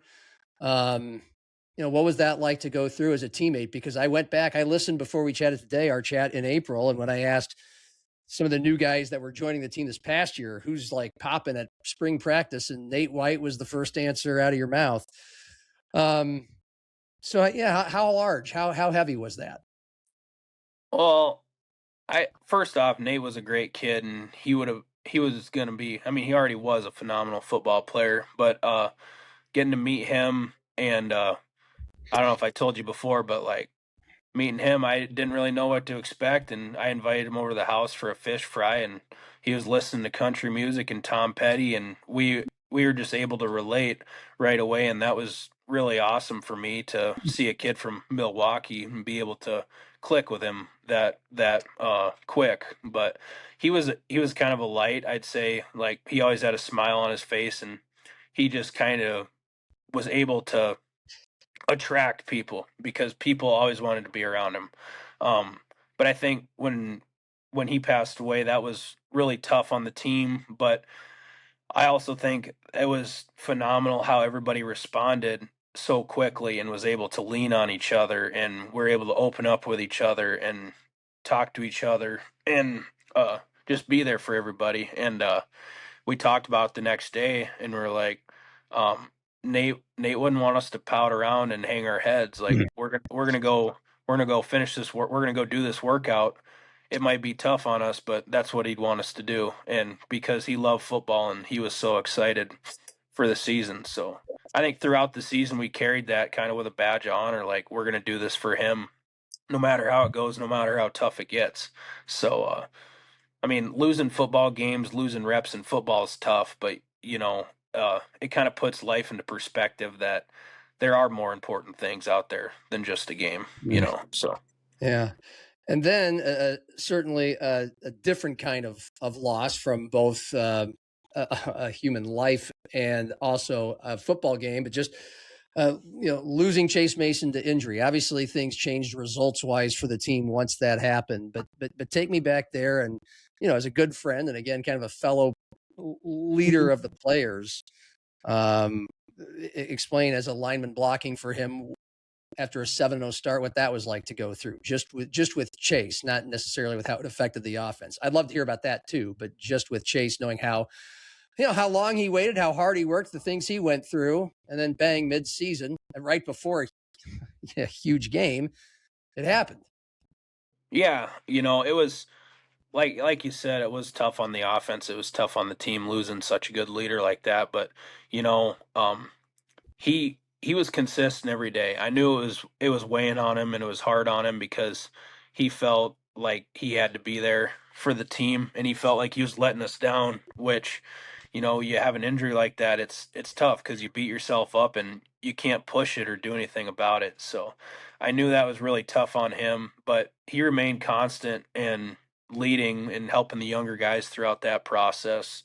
But just being there for everybody, and he handled it like a champ. You know, it was tough on him, and I really felt for him because there's nothing worse than having to sit out and watching guys go out and play when you can't, and you feel like you're letting them down.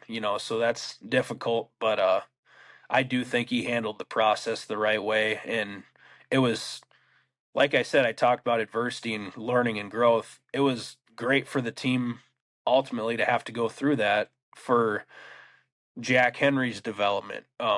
Luke Marble had to play in some games. The offense trying to find different ways to go about and make plays. It's not just a one man show. It's a team game. So we had to. There's a lot of guys that had to step it up.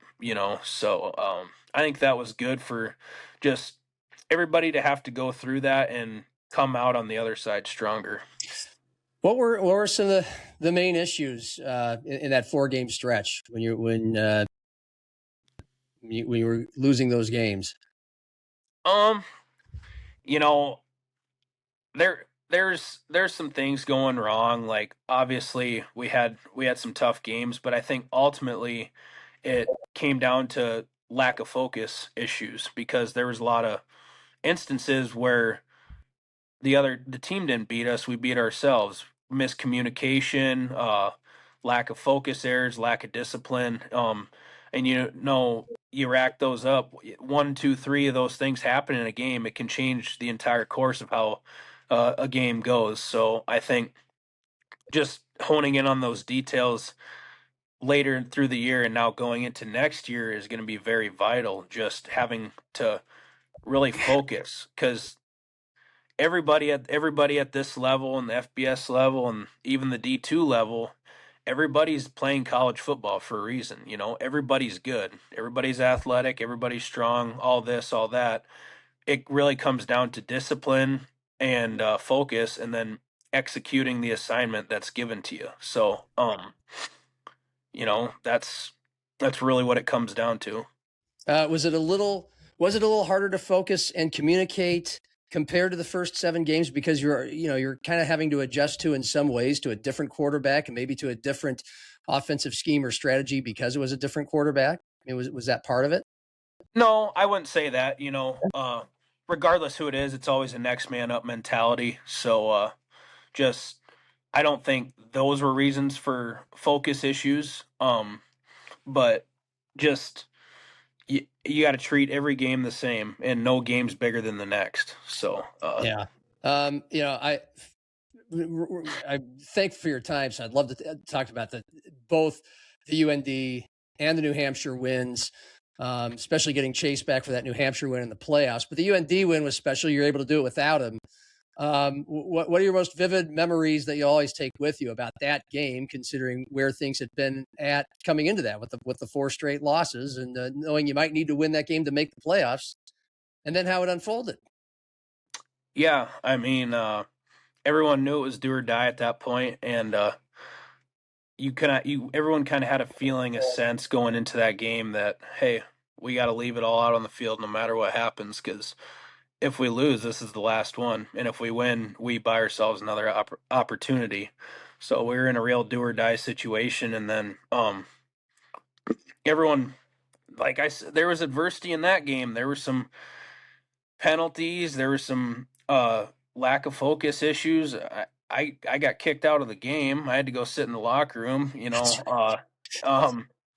was kind of all over the place, but that's college football. But honestly, that game, that's the happiest I've ever been in my life, and I didn't even get to finish it out on the field. Just seeing how our team bonded together and next man up mentality. A lot of guys hadn't even played or had any snaps before that and stepped up. And then Jack Henry made an amazing play. So did Graham Goring, and I got to watch that from the corner. I mean, that's the happiest, most excited I've ever been. So I think when you're able to, like I said before, deeply root yourself into something more than yourself, when you do succeed, you root for each other's success, and that it's just so much more gratifying than just having an individual accomplishment. What happened on that play that you got kicked out from your perspective? Oh, I'm not going to get into the weeds of it, but I was just trying to protect Coleman Kuntz, our teammate, and one of their guys was kind of getting a little chippy, a little too close to him, and I was trying to just stay between them, and things got a little chippy. Obviously, some misinterpretations, miscommunications between me and who I got kicked out by, but that's part of it, you know. Life throws you some wrenches, and you just got to take them as you go. So yeah. So how do you? What's the collective feeling and conversation about the 2026 Jackrabbits with some of the guys you've been talking to? I mean, I want to talk more about the season coming up, maybe in the springtime when you've gotten to know some of the players and what you're going to have better. But what's the feeling? What's the sense? yeah, everybody's excited to be back. Everybody's busting their butts. Everybody's ready to get back into doing football. You know, right now we're just doing winter workouts, lifts, runs. We do some football stuff on the field with our position groups. But I think everybody's excited, you know, and we do got a kind of a distaste in our mouth from how we finished this last season. But right now we're just trying to focus on the little details about being focused, disciplined, giving everything you got, every workout, every time you're doing something, just going 1-0. So sure, no one's looking too far ahead. We're just trying to win every day. For you personally, we'll land the plane with this because I wanted to ask about the JFPA, and what that group means to you and the players. So I'll do that. What does the JFPA mean to you and the players? Well, I mean, they're everything. And I'll first off start by saying Ryan McKnight is the head honcho of that group, and he does an amazing job. And he does it all while balancing 2 other jobs, and he's a professor. Honestly, easily the best professor I've ever had at South Dakota State. What class did he teach for you? He does a lot of law classes. Wow. Yeah. So no, he's very good, and he's a leader. On like really, it honestly comes down to him being passionate and being a great leader. But that group as a whole, they're just so selfless and care so much about the program and the players and the coaches and everything they do, whether it's donations, making food, just helping out the program any way they possibly can. It's honestly, it's so inspiring to watch how they operate and the things they're willing to do for the guys. And they're a big part of what drives the team and what everybody's why is, because we don't want to let them guys down because they've made such an impact on us and the program throughout the years. Yeah. And then what has Mason McCormick meant to you in your career and still to this day?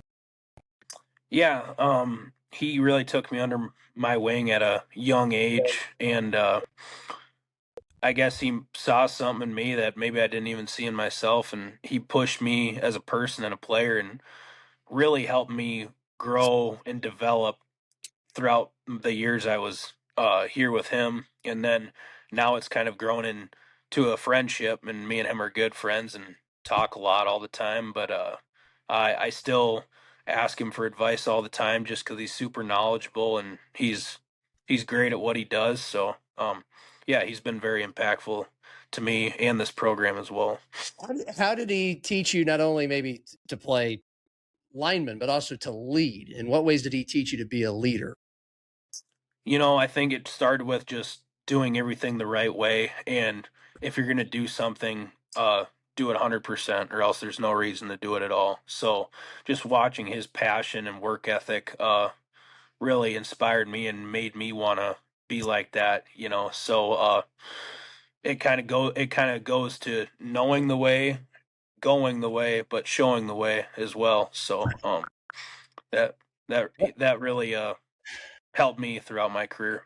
And he certainly is an inspiration that you can be a 605 Hog, make it to the NFL, thrive in the NFL. I mean, I don't know if you're watching that Steelers-Ravens game that the Steelers needed to win just to get in the playoffs. But like on one of I think the winning touchdown or the touchdown to get in overtime, whatever it was. Yeah, he made a heck of a block. Collinsworth zeroed in on him. Yep. That was pretty sweet. For you, I mean, you've stated before, obviously you'd love to play in the NFL. You think obviously you can make it from SDSU. Where do you feel like you are at with that? With 1 year to go in college, 1 year to continue to quote unquote raise your draft stock. What do you need to work on? What's your assessment of yourself as an offensive lineman? Well, obviously I need to develop more.